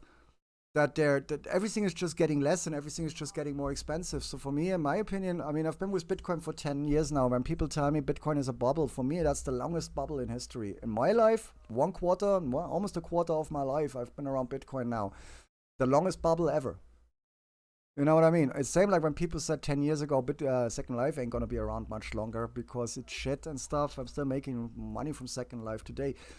Is it possible that I'm wrong and eventually all of a sudden the cryptocurrencies are gone? No, but I think they're not. We're not gonna say crypto hype anymore eventually. It's just gonna be part of our everyday life. And in my opinion, by 2025, at least half the population of the world had in one form or another contact with electronic cash. If that's central bank issued, if that's Bitcoin or whatever, in my opinion, over the next 4 years, half the population of this world is going to have, in one way or another, been in direct contact with cryptocurrencies. It's coming everywhere these days. Even if we're speaking about smartphones, Samsung's didn't Axie cut a deal with Samsung. They're gonna have an app pre-installed. Wallets are being pre-installed on phones now. Some of the crypto games are being pre-installed by the manufacturers and all that stuff. So I think it's gonna stay, you know. And yeah, in terms of owning really owning true ownership of assets, in particular in MMOs and stuff like this, guys. I think it's the future, and I think the game developers, the AAA studios, they're aware of that. Yeah, the thing is, what they're gonna have to look for is the middle way of giving you true ownership over your in-game assets, while they can still sell their season passes and their in-game gold. So, you know, there's a conflict of interest. Of course, Ubisoft, they could put out, they can put out any of their games. They could turn the Division into NFT token based. So all of a sudden, you have the maxed out headshot damage skill or attribute. Imagine you have that as an NFT, and you can sell that on the market to any new player. So any new player actually doesn't have to grind 1,000 hours to fill his library. If he has the money, he can buy the talents and the attributes from the market. Or you personalize. I was talking with Vizik about that the other day. You optimize an assault rifle. Imagine that, an assault rifle like in Division. Maxed out stats, super nice talent, rare stats. You put that in there and you throw that on the market. It's gonna sell. It will sell, guys, because some people can't be bothered doing the grind to get to that weapon or to get to that gear piece or to get to that attribute. And I think eventually we're gonna see games like this that have an ecosystem like this, and preferably not with in-game gold, not limited just to in-game. Yeah, if you can detach it, if you can sell it decentralized, if I can send it to a friend, that's the thing. I have to be able to literally just bring up my MetaMask wallet, my whatever wallet, my Ubisoft wallet, and just say, send that assault rifle from my inventory to Vizik. Send this to Preparin. Yeah, Preparin is a Viking. He's playing Valhalla. I played Valhalla, but I didn't finish it, but I have this helmet or whatever. I don't need it. You send it to Preparin. You know what I mean? I think it's coming, guys. It's just a matter of time. And again, I think we're very, very early. We were early 2 years ago already when we started playing Crypto Space Commander. But I think it's here to stay. Even also the card games, everything that's evolving around this space at the moment, guys, if you follow it a little bit across the metaverse and like Ubisoft. Let me find Ubisoft Incubator. Let me see if I find that. Let's see if we find this from today. It should have popped today. 5th season. There we go. June 2020. No. That's 2020. That's weird. I saw it on Twitter today. Someone mentioned it. It wasn't any of the news sites. 20 hours. There we go. Season 6.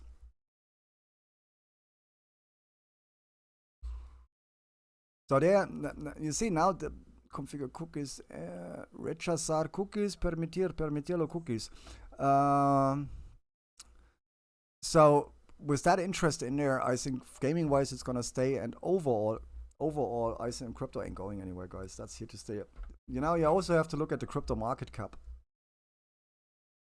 This is not gonna go away. The market cap of the entire crypto market is trillions of dollars by now. How can that just go away? We're gonna have up and downs, sure. Are we gonna get the next bear market? Definitely. Are we gonna see new highs as well? Is Bitcoin ever gonna be worth $1 million? Who knows? No, we don't know. We find out soon enough. Why do I have 0 wax now? What? I just got scammed. There we go. Yesterday I logged on to wax to this, went to my inventory, and it didn't load anything. It was literally empty, guys. And I was looking at that empty lincher, and I was like, if they broke their fucking SQL and my NFTs are gone, I'm gonna be pissed as fuck. Fortunately enough, it was just, oh yeah, the SQL thingy or whatever. But yeah, should we move over? Should we move over to division before I get tired, guys? I want to do some division today. This is insane. Yeah, guys, and if you're on the Wax blockchain and you're doing all that stuff we're doing, like, you know, alien worlds and all that stuff, check this out as well. You want to be on that exchange for the on-chain assets on Wax. You can trade them all here and you'll be amazed. Capon, I said that on Discord today, for example, if you have land in our planet, mine creates Capon. Yeah, now Capon, if I looked it up, if you know a little bit about trading here, guys, Capon is right here. If you look up here, now it's the spread is a little bit lower now. There is between the buying price and the selling price, the lowest sell offer for Capon at the moment is 0.005738. The highest buy offer is 0.047. You know how much of a spread that is between just the buy and sell offer. I can sell a couple of thousand Capon just below that price and instantly buy them back here, and I already gained like 10%. Just through the spread, because that's not matching. That order book isn't matching. Or what you can do as well, and that's another thing I like about the token trading, guys, is the TAs. The trading is super easy. Yeah. There is no leverage trading, there is no margin trading, there is no over leveraged market trading. There is basically just a bottom and a top. And if you're not greedy and you don't set your top too high, you want to see that it overlaps with as much as you can. Is that the 4 hour again? Yeah, we want to be on the 1 hour, sorry. You don't want to be, that's the 1 minute. You don't want to be greedy here, so you find yourself a bottom. Current bottom somewhere. This is already too low. As you can see, this keeps going up though. It doesn't reach old bottoms. So on the 1 hour, you set this bottom here. That's your buying price, right? Max buying price or lowest buying price. And then over here, you set yourself a sell limit. Now if you look at this, I could even bring this up a little bit. The lower the bottom, which has been holding up quite solidly, quite stable, right? If you look at this, guys, 1 hour trading, beautiful. Look at how bottom, exact bottom, 0.037, top 0.06. Guys, that's double the money. If I sell up here 5,000 capo and I buy back 5,000 capo down here, I could actually buy 10,000 capo back and then just rinse and repeat. And that's what I'm doing basically on these chains. Goes for some of the other tokens as well. You look around a little bit. Like I said earlier on Discord, it kind of reminds me of the old days on the Wax exchange, on the DEX. There used to be huge spread between buy and sell offers. And you just literally, at times I was on both sides of the book. I was first to sell and first to buy. And if anybody balked up there, I already got it like 30% cheaper. I bought my token back or whatever. Eventually, if that doesn't work out anymore, you have to do new. But trading these tokens is super easy, guys. And then if you catch something like this, you could also just like, if you get Capon or whatever, let's say you have 5,000 Capon. Me right now, I would be looking. This one is very solid. Look at this. I'd be looking to sell Capon here.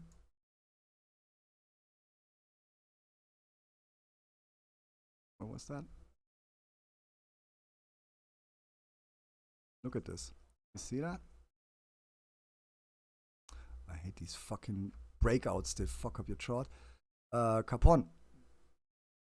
Put this in here. See here, and then you narrow down your channel you want to trade in. Yeah. Eventually, that still gives you 20-30% gains, and you just buy and sell, guys. Just buy and sell, buy and sell. Go right in here. Look, this one makes perfect sense here. Look at this bottom and look at that high. 0047, 0063. That's a big money maker there, guys.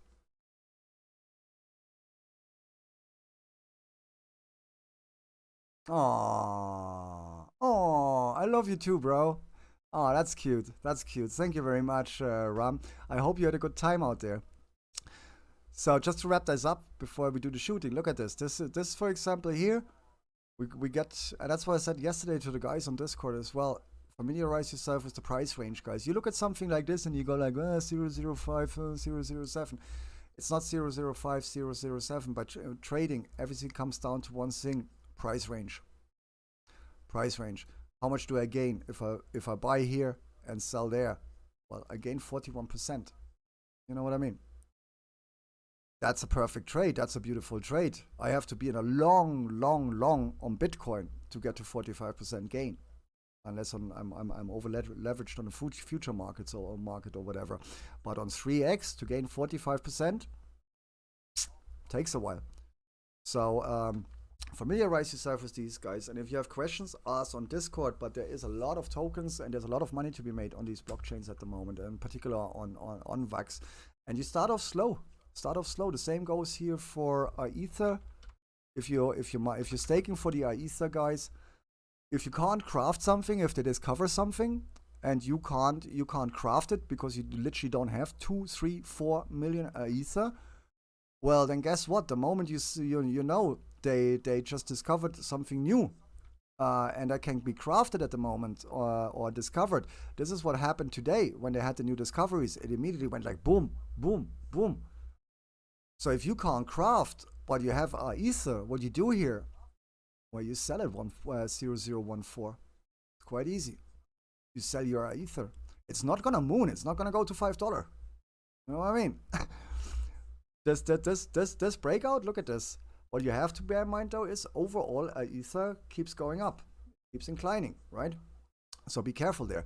But you're getting new Ether for staking, and if I see a breakout like this, I sell my Ether. I sold at 139, so just below here. And now when they finally crafted these 3 new recipes or whatever, I'm pretty sure I can buy back somewhere around 0011 or 0012. Again, doesn't sound like much, but if we get out our range tool and I pull that from up here to down there, 19% gain. So I'm going to get 19 or 20% more Ether, or I'm just going to buy back the Ether I sold and keep the 19 or 22 or 20% gain in wax, and then hopefully don't spend it on NFTs I don't need. But that's when you want to look out for, guys. And then if they ever really dump, if you get there and you see that token somewhere down here at 009 and 008, and you kind of familiarized yourself with Ether and you know it's kind of inclining, you obviously buy the dump. Whatever box you have, you just put it in there, you buy the dump, and then you sell it up there. If you get to buy Ether, for example, at the moment here at 008, which seems to be a very, very good bottom, 0008, yeah, and then it climbs up over the next week again to 0014, that's almost double. From 8 to 16 would be double. Yeah, from 8 to 14, that's still good enough. And then you sell a little bit up there, or whatever you gained, you sell that up there, and you can keep the rest of our Ether for the next discovery or whatever.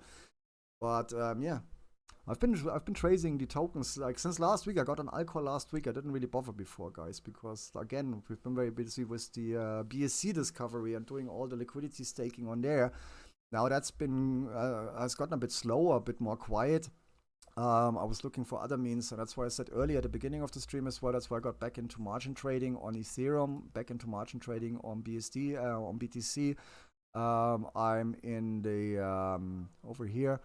I'm in a future trade at the moment with 10x on LTC as well. So I'm kind of going back to trading now. And in between that, I want to flip some NFTs. I want to trade some more of the atomic assets and stuff like this.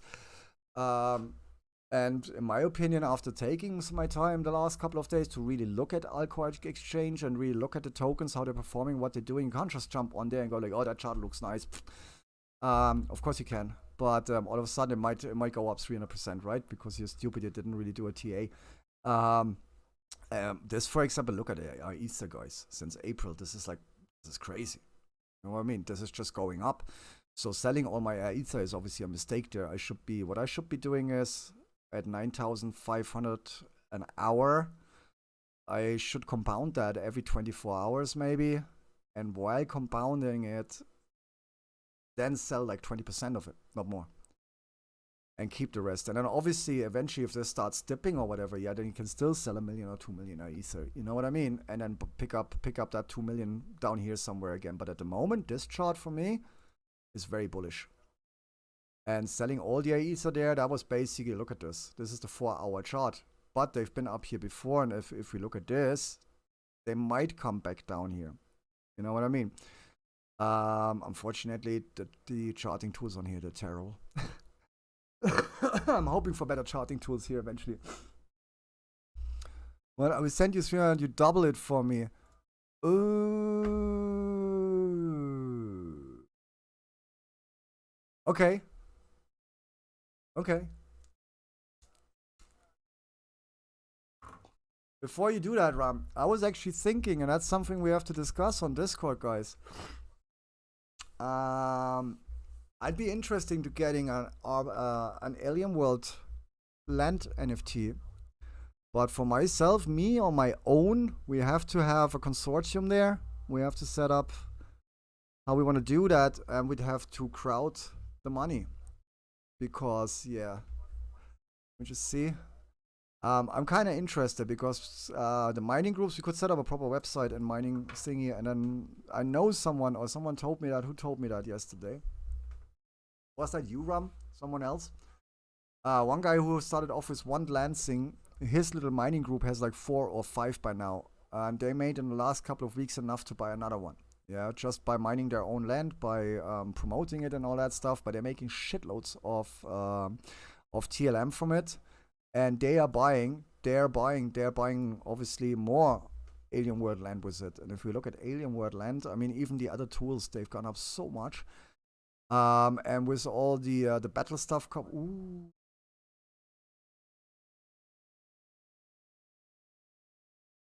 What? I like this. With all the with all the battle stuff coming up, and the Binance Planet and all that stuff, it might be interesting to consider maybe getting land together.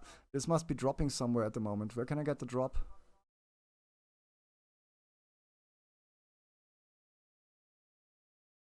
This is dropping right now. How can I get the pack? 25 on the market. No. 99 on the market. Let's see. What's the cheapest? Mint lowest.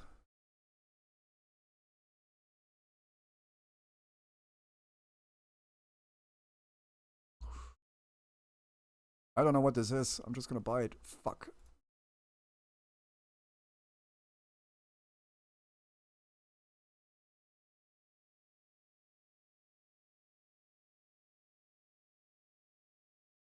Oh, 21. I want mint one. Ooh, mint number 21. Hell yeah, Bitcoin. 21 million. Let's go. Yeah, I start a new one. This fucking SQL blockchain stuff. I want this. I want number 21, please.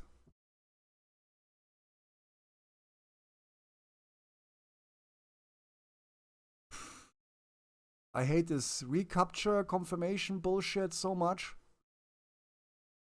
This is making me, this costs you more money than bloody anything, guys. Missing these drops and missing low buys and all that stuff because the Carpaccio doesn't load. Recapture. Carpaccio. Gazpacho. I got it now, I think. Yeah, I got it.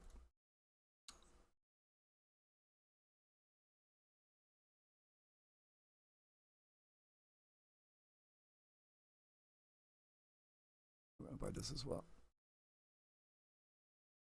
Anybody want one? Let's give one away.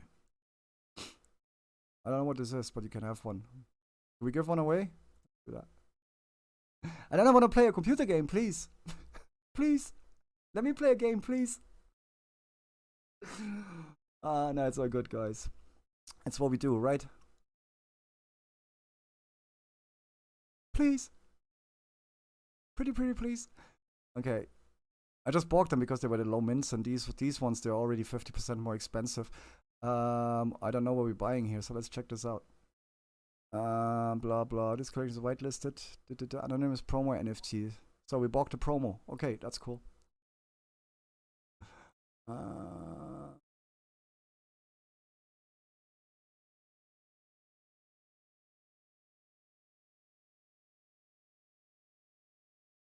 Travel X. Okay.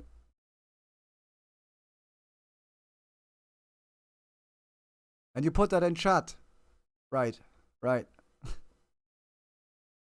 Ram, don't tell anyone. We have 1,100 viewers, and you tell me not to tell anyone that you have.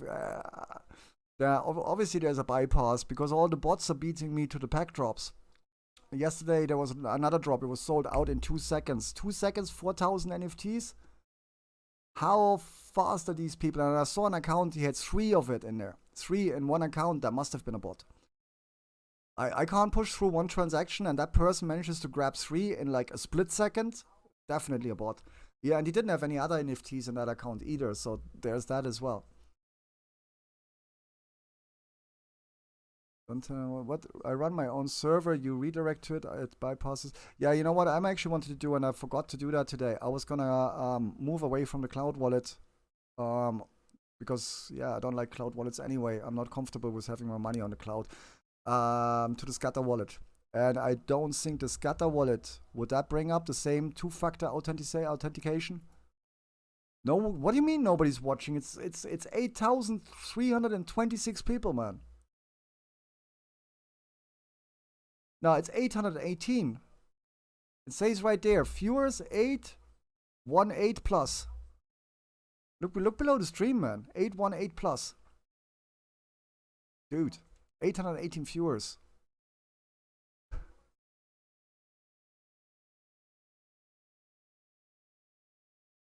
You worked out how? Well, don't tell anyone. So let's check out this guy's artwork actually.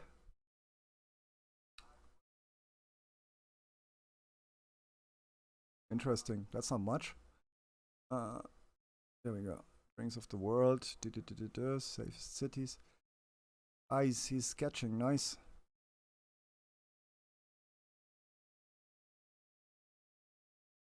Becky!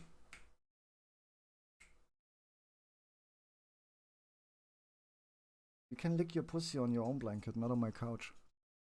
Well, anyway, I like the anonymous, so that's cool. Anybody want one? I have 3. I give away number 16.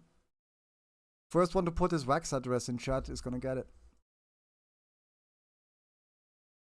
Be quick. First one to put the wax address. Or I could do the pix thing. I could run the bot. Put your first one, wax address, in chat right now. Hurry.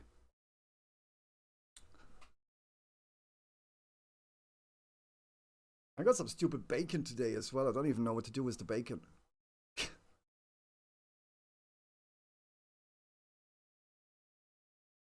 Hurry up, you get mint number 16. Put your wax address in chat. Rum has a... Don't you know your wax address? Or everyone else? Mr. Wiener, wax address, put it in there.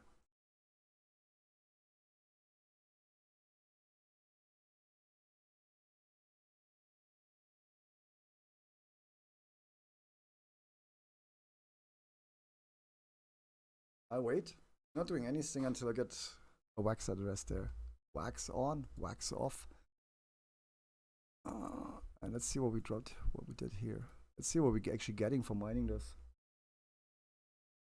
The thing is, with my mining, I'm all over the place. I start mining for TLM, then I see a tweet of somebody dropping NFTs, then I change to NFT mining, then I mine their land, getting very low payout until I drop an NFT. Then I switch back to TLM mining, and I can't remember where I was mining before, so I mine somewhere else. It's all over the place. I'm testing it on alt account. If it does not get banned, I will see the service for all wax TLM collected. Nice. You mean like bot mining alien worlds? No, I don't want to bot mine alien worlds, because I think they really need to get a grip on the bots, so the legit players get a proper payout. And if I'm not gonna bot it, I actually staked more money into Neri, and I should have staked it into another planet actually. You see, everybody is mining Neri at the moment because it has the highest load and it has the highest stake.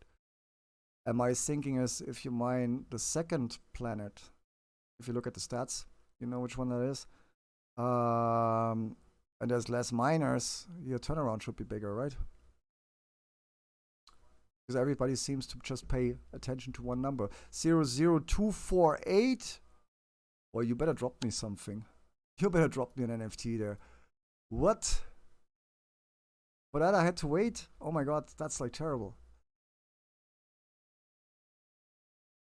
No, nothing. Nothing. There we go.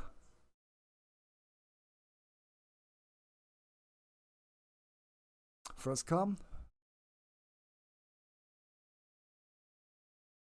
For years.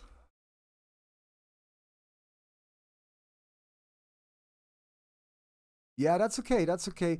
Because really, man, if I look at this, if I look what's happening there with the with some of the pack drops, it's aggravating. Obviously, if you set an alarm and you want to make sure you're there on time and everything and all that stuff, and you get there and it literally gets spotted away, it's aggravating. It makes you angry. You know what I mean?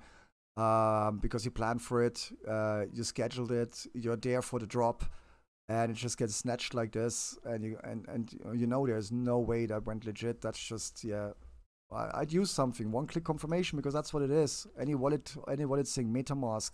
I say I want to buy this, MetaMask pops open, and I say click confirm, and the transaction is sent. If the cloud thingy doesn't work for them, then they have to come up with a browser extension, with a wallet or whatever for the browser. But obviously, the current cloud wallet implementation is causing them loads of issues. If that's getting botted to shit, you know what I mean? Then it needs to be more secure. And I'm just waiting for the first people to say they got their cloud wallet hacked anyway. Yeah, because what is it? The login is just a username and password. Username and password on a website. We all know how that goes, right?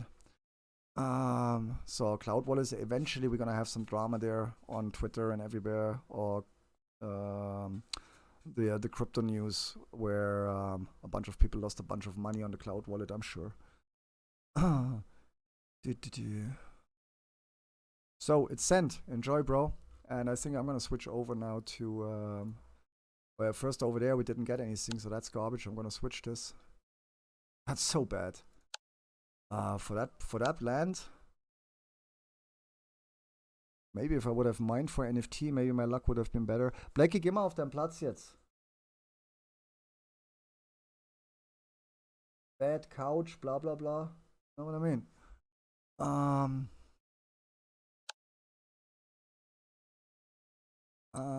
Which one was the one we were mining down there? We were mining something down there, right?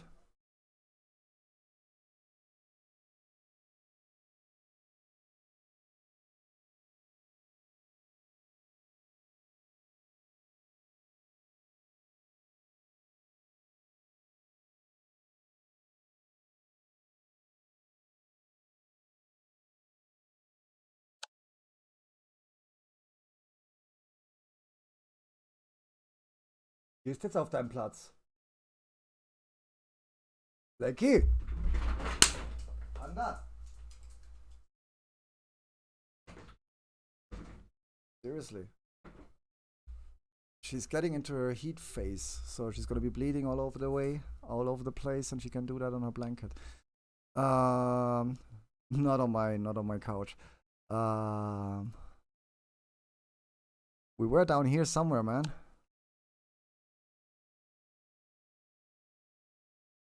Shit, I thought I had that pinned down.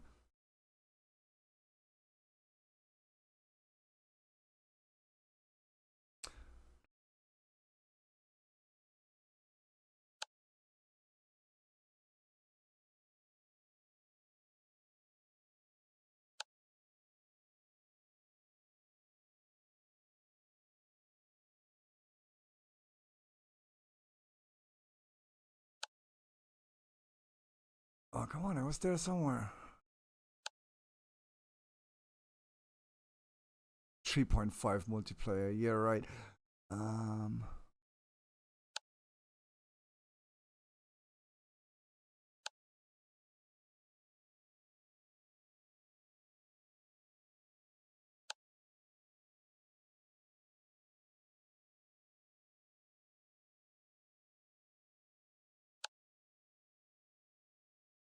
Where are the blue ones?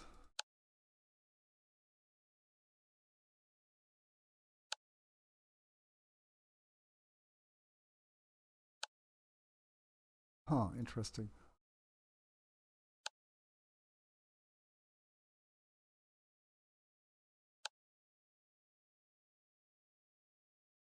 These ones, the Icy Mountain guys, they have a 2-time multiplier. You just have to find one, maybe with a little bit lower commission. Even monkey mining has gone down. Monkey mining has gone down to 9%. But this one, with a 2 times multiplier, very balanced for mining. 1.9 on the mining and 1.7 on the NFT luck. Just have to find the right one to mine. And stay there for a while. See, this one, for example, has 3.5% on there. Let's see. This one has 0. This is probably gonna be mined like hell. Let's try this.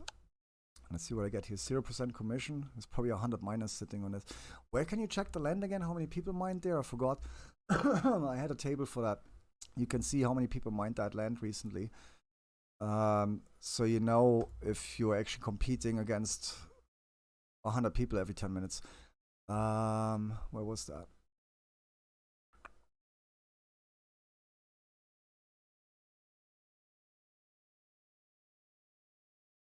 No.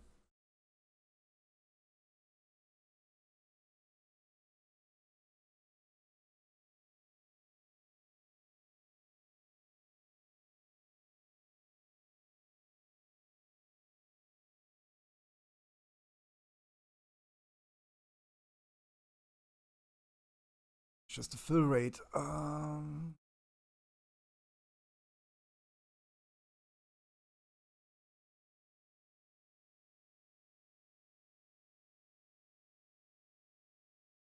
Carvin has a 1.9 fill rate. Neri 3. It's always Carvin or Neri.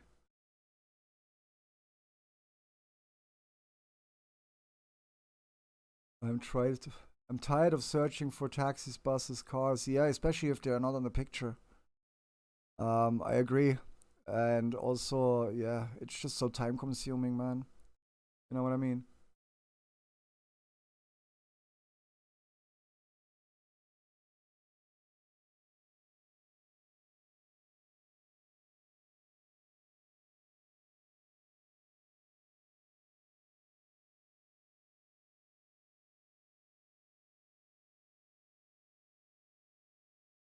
Give me a second here. This is a bit slow.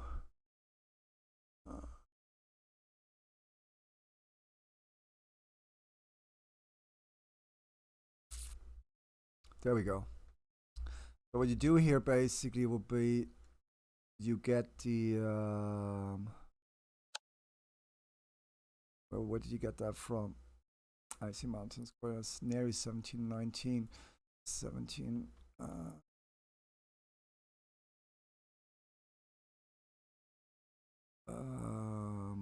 How did I do that yesterday? Because you need the land ID, right? I think the best thing to do here is mining by miner. You get the miner, which is me, and then I see the land I mined, and then you can see how many people are mining on there. You sent the drill back to me. That's awesome, man. Thank you very much. That's why I love you. Because I can trust you.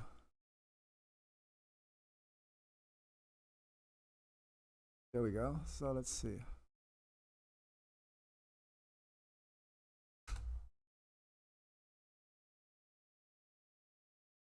It's a bit slow.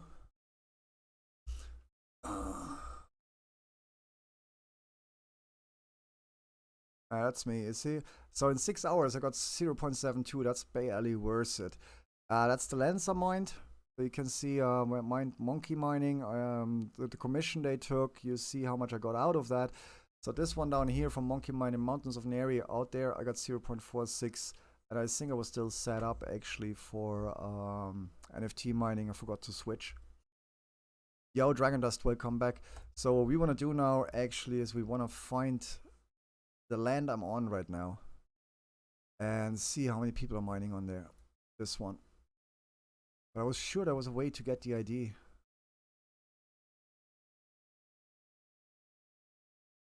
What did I do that yesterday?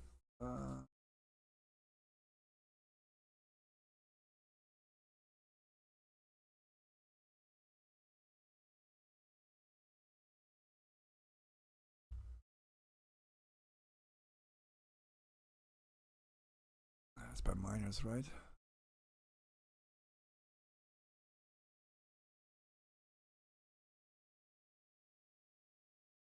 How did I do that?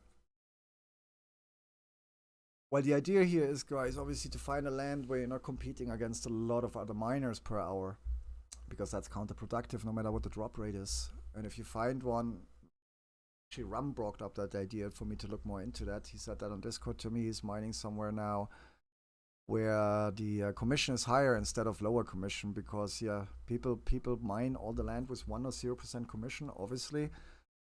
So it might even be you go onto a land plot in Alien Worlds that has like 15-20% commission, and your payout is still higher because you're not mining with anybody else on there. You know what I mean? So you get whatever is loaded because you're the only miner. And on another on one of the lower commission ones, you get a lot lower payout because yeah, literally you're competing against another 25 miners on the same land. Well, 20 wax is $14. Well, it's at least $10 at the moment. I don't know where we at. Come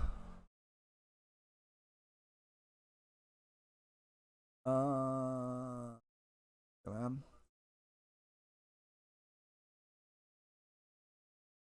50 cents, yeah, so you earned $10 and you went out and you weren't here. You know what I mean?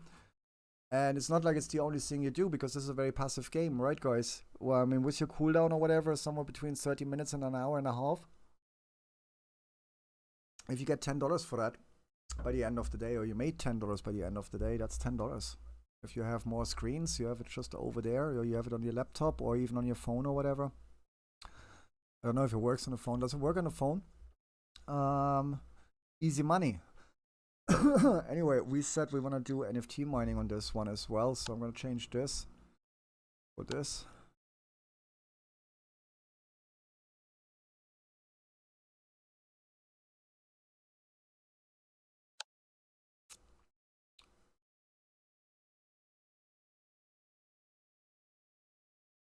It's 10 o'clock. I'm going to play some Division. No crypto today. I said that in my tweet. That was funny. I knew it. Can't play it on the phone. Okay.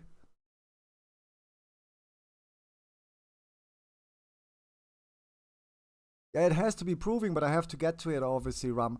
But I think it is. Well, you see, the theory which you started as well is kind of, or which you, where you raised the idea, and And then I started looking more into the stats page there. Obviously, yeah, is that obviously there's a certain reward to be mined from every land per hour and everything. Now, if there is, for example, one TLM in there, and at 5% commission or whatever, and there's 10 miners, then they share that payout, right? Now, if there's one TLM in there with 20% commission, and I'm the only one to mine there over the next, I don't know, 1, 2, 3 attempts or whatever, then I'm getting more. And I think I've seen that a couple of times. Same as you said, I was doing some monkey mining today or whatever, and the payout wasn't bad, but yeah, it's 9% commission. Then you jump on a land that's 1 or 2% with even a higher TLM rate, or also with a higher luck rate or whatever, and you get less. So what you can see there is actually, but you need that land idea, and then you can look into how much they mined on there. And this is by planet, by land. Let's grab this ID here, right? Until we get the other ID. And then we go to mining by land.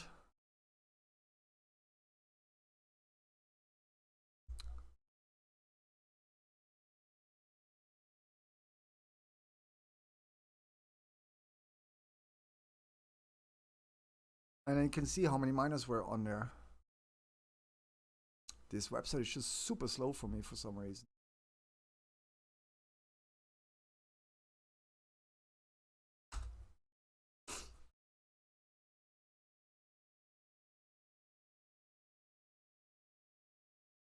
Yeah, that's why I think it would be interesting. That's why I'm gonna do this more. Obviously, it's easier off stream as well. That page definitely loads a lot faster off stream.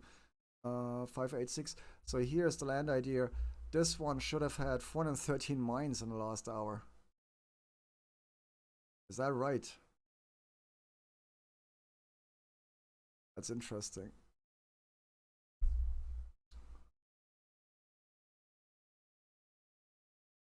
It actually is. You see, there you see the miners. There you see their wait time. And there you see how much they earned. Now even more. See that?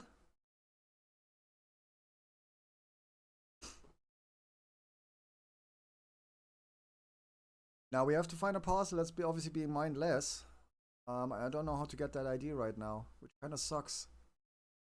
How could I get that ID? Icy Mountains on Neri. Is there a search for that? Interactive map, there we go. Planet. Neri. Neri. That tool over there. Neri. 1719. See, I'm still learning as well, guys. It's not like I'm not learning. 17.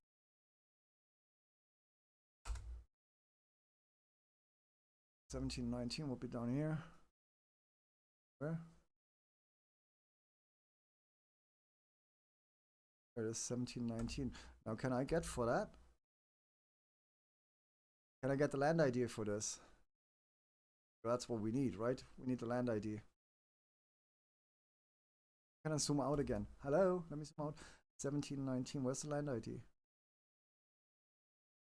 Down there's the asset ID. Shit, and how do you copy that? The asset ID is right there. Oh, fuck.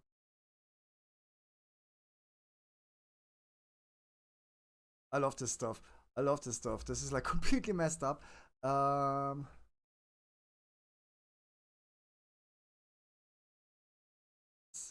how do I get the asset ID down there?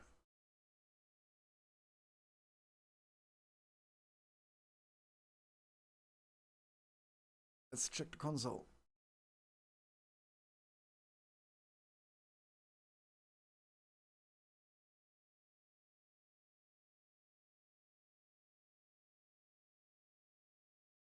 That sucks. How can I copy the asset ID?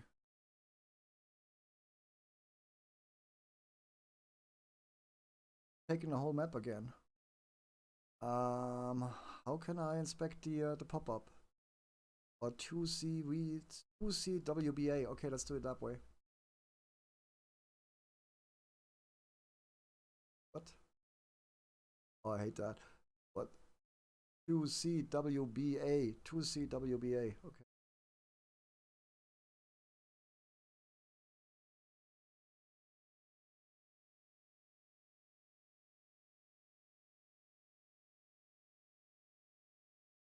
I'm gonna get there. I'm gonna get there.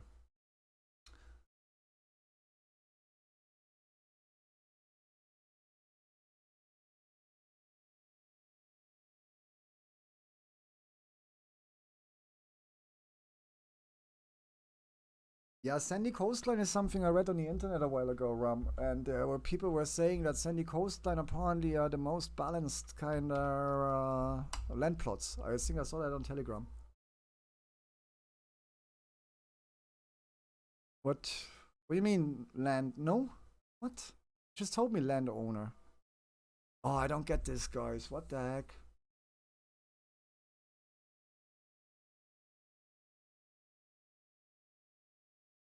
But he has, this guy owns 29 plots. Wow. What? Oh no, that's open worlds. We weren't looking for open worlds.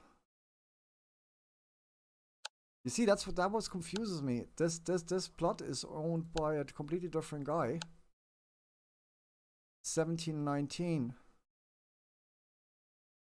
And the landowner is, you have to, sometimes you have to click all over the place. 1719. The landowner is 2CWBA, and that's what I just put in there. 2CWBA.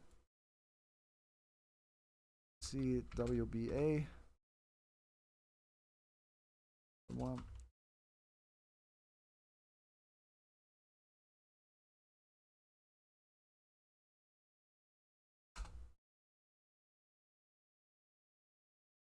Okay.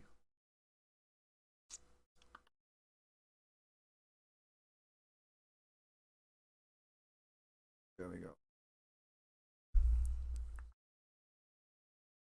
1719, there it is. And now I have the asset ID, you see? And now I have nothing. I'll die for this stuff. Asset ID. This is so funny. 270. Really? I would have expected this to pop open now and show me the miners on there.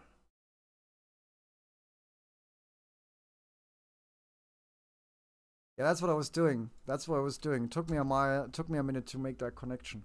It's a lot easier to remember the or write down the owner name than the asset ID, obviously.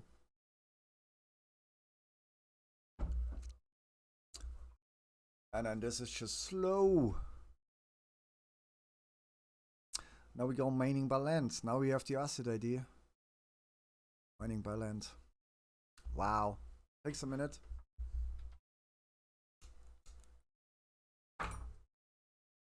Meanwhile, I said I'm gonna be playing some Division today. I love this when I drop a tweet and it's like, no, I'm not gonna do any crypto today. So what's happening here now? This is just being stupid slow again. Yeah, you see what I mean here? Total mines last 6 hours. Okay, but how much in the last, like, 2 hours, for example?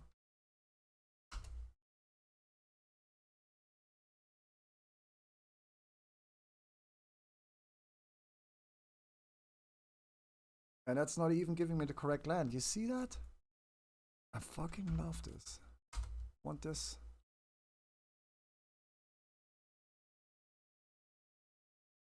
Why is this so slow, guys? What is this doing? It's even sometimes lagging the stream in between. This is loading. I don't know what this website is loading, but this is like, wow. There we go. 4, 6. Total mines. Look at this, guys.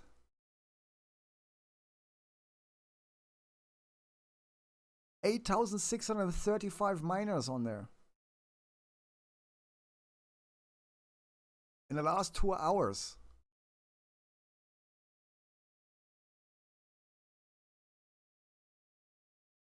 Zero 003, 0002, 005, 004, 016, 012, 016, 009, 016, 0064. Now what we do now is, what's the asset ID of the plot next to it? You know what I mean? This one, I'm gonna get shit, but we're gonna mine it now. It is very slow. So this one right there, we're gonna mine this now. Just well, it takes 38 minutes, taking too long.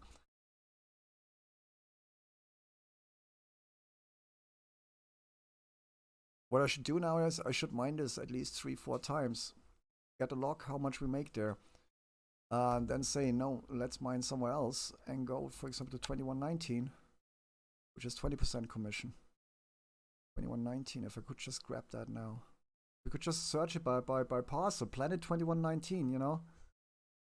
Would be so much easier. This is owned by open.worlds. This is stupid.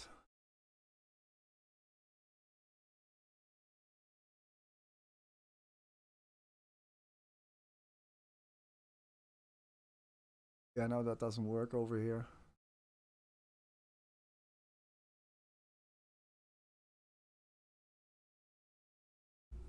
Yeah, then you look at the tools. Then you look at the tools used to be mined. I'm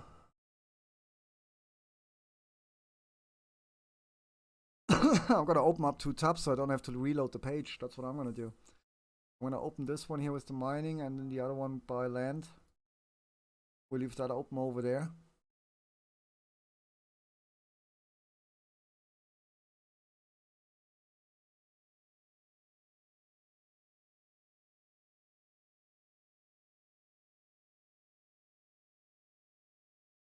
There we go. Open Worlds. Open Worlds has like, wow, look at them. Nice.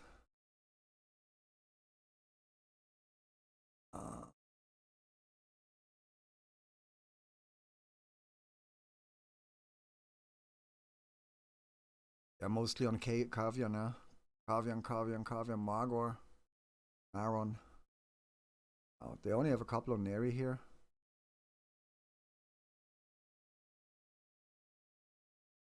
We take 2119 here.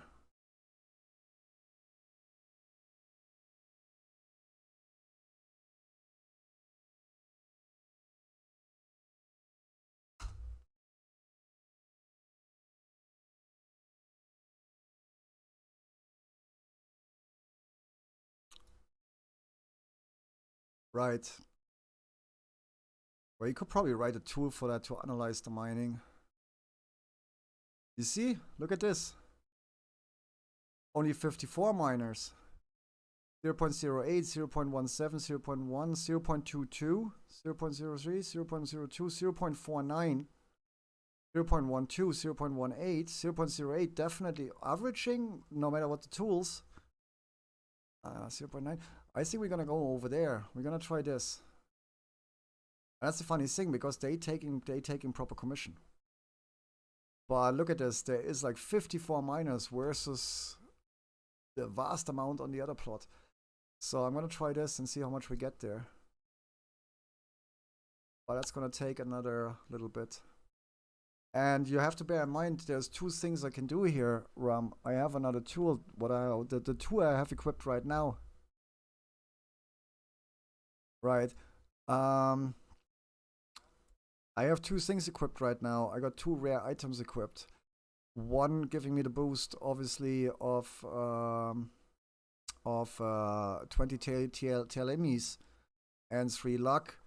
And then here I have the Dragus Axe, which gives me additional 6 luck and 1. And then I have here the power extractor. I bought that a long time ago. It was super cheap at that time, which gives me an additional 5 TLMEs. If I wanted to mine this land right now to test this, and not the balance, this is more the balanced setup, I would say, with the tools I have. This is my TLM and NFT thingy. Yeah, though I'm still a lot stronger, obviously, on the TLM side here. What I would have to do here now to test the TLM, we'd have to put on this here, which has a slightly higher charge rate, and puts us back at, we're at 33 minutes right now because this has 9 instead of 1. But it doesn't have proof of work. It doesn't have the proof of work ease over here, the mining ease. So I don't know. I'm looking for a tool that gives me additional TLM and mining ease. But I haven't really found one yet, not one I want to afford anyway. Not at the moment. Prices have gone up so much. It's amazing. So let me match a couple of hydrants here. Hydrants, fire thingies. So 36 minutes, that's not too bad. And then we see how we do with this. In the meantime, we can do something else. I also wonder if you get more payout if you have more stake in a planet RAM. You know what I mean? Because I'm mainly mining Neri, and I jump on the occasional monkey mining thingy. Monkey mining, for those interested. That's like a mining group. They have land. They have a lot of good land actually on different planets, and they also have their own NFTs. And a couple of them they sell quite well. If you mine for them and stake, you get rewards. Occasionally, they kind of ruffle them out between their miners. They have a couple of very good planets here. There where you can mine. You got their location here. You got the commission, and they had 20% commission. They dropped that to 9. All the details are here on the website, and they have a nice table here where you can sort by charge time, by TLMEs, and by NFT luck.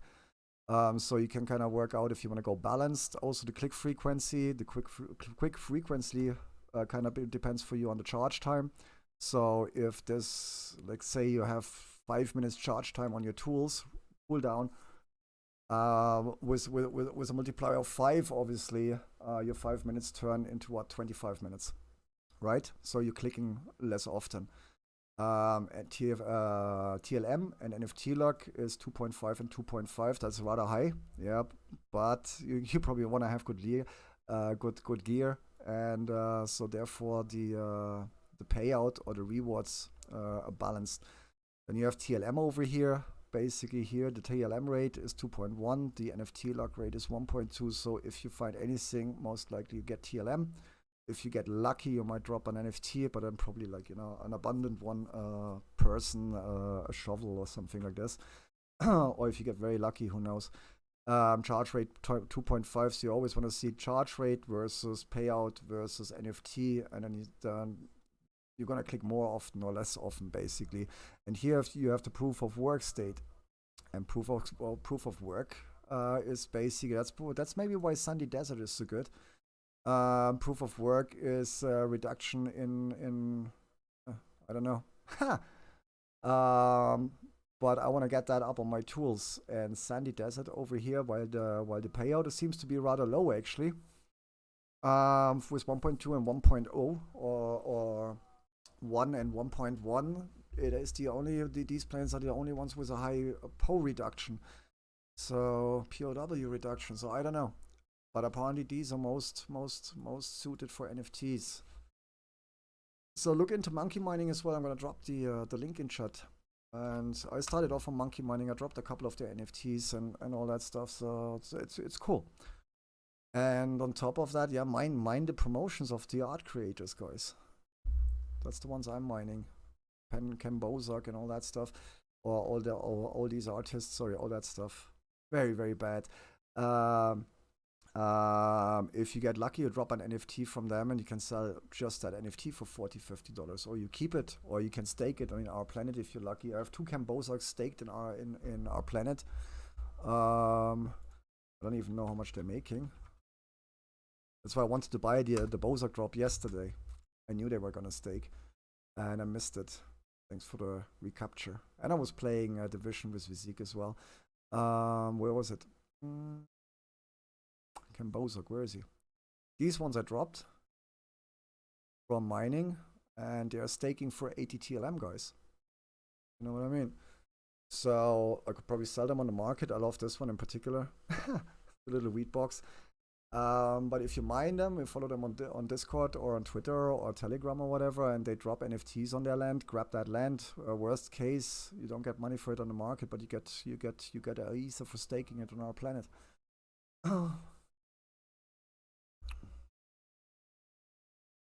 Monkey doesn't stake though.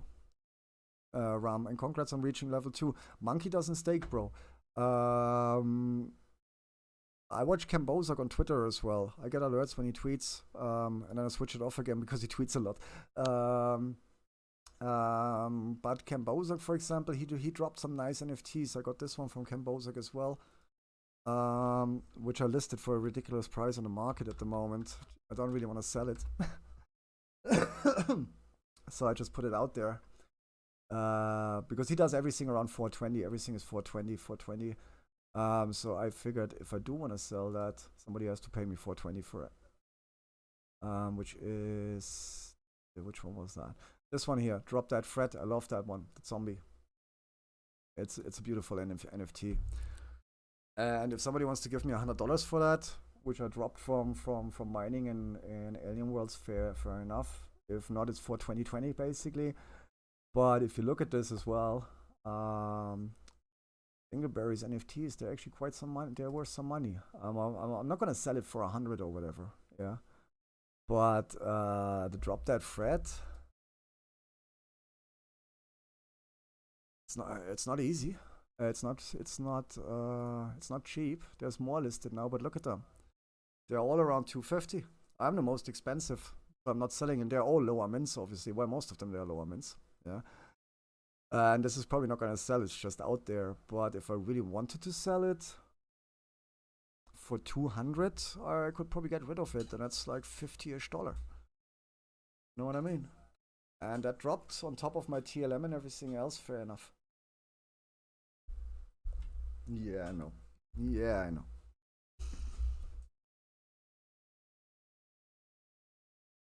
Need to be fresh tomorrow. Going to another date to make it official. Just get drunk tonight, man.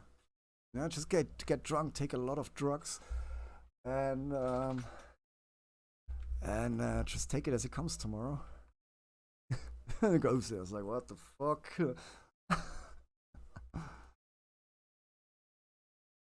But monkey mining, yeah, do monkey mining. Monkey mining is interesting because yeah, I like their NFTs as well, and they're like cool art. You know what I mean?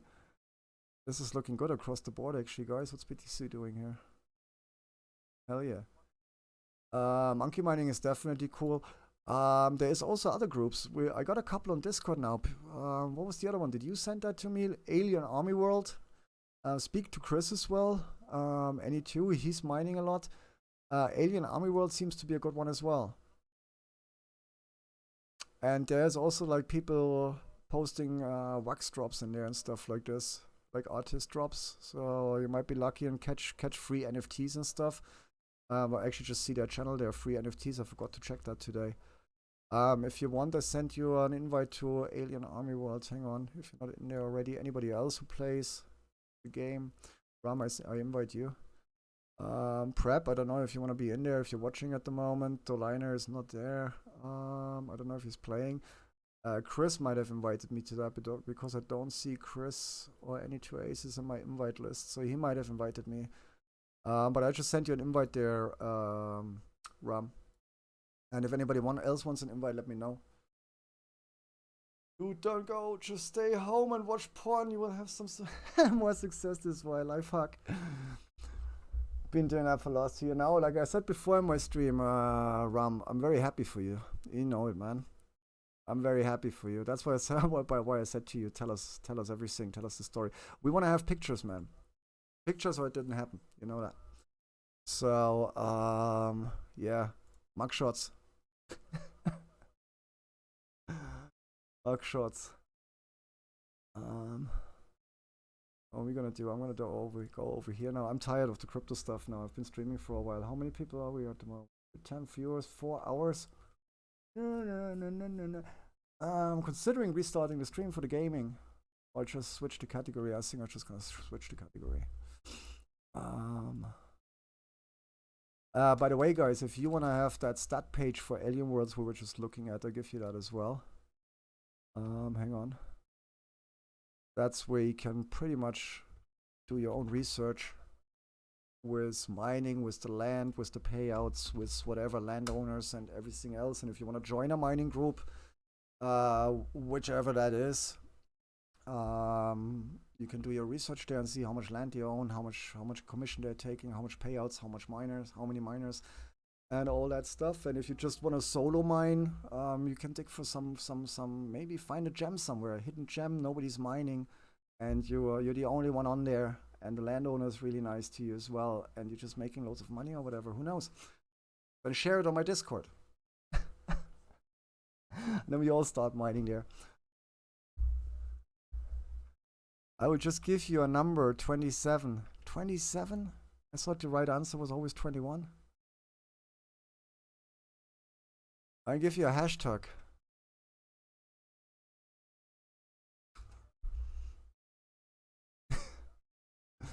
Let's see if Zeke wakes up to that.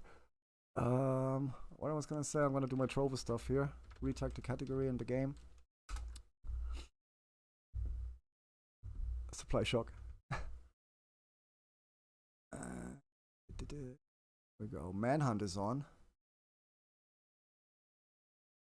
So we could do restream as well. Yo, thanks for the on fire. Oh, that's like the first donor today, is it?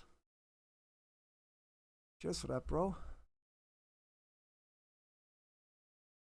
Thanks for the mana doing the ice cream dance. Hell yeah.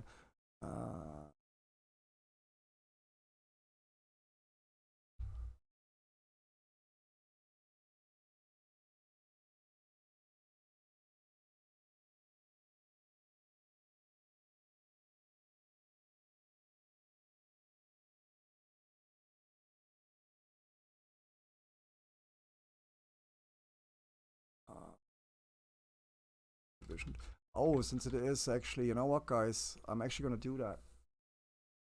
I'm actually gonna restart the stream because, you know why? Because the new Manhunt is on, and I want to attack that stream. That's chapter 4 of the Manhunt, and I actually wanna have that as a separate stream, separate replay. Yo, Dragon Dust, thanks for that as well. So what I'm gonna do is I'm quickly gonna end the stream and then restart it. I'll retag Twitch there. YouTube is fine as it is. Yeah, give me 2 minutes, guys. I'll be right back. Don't go anywhere.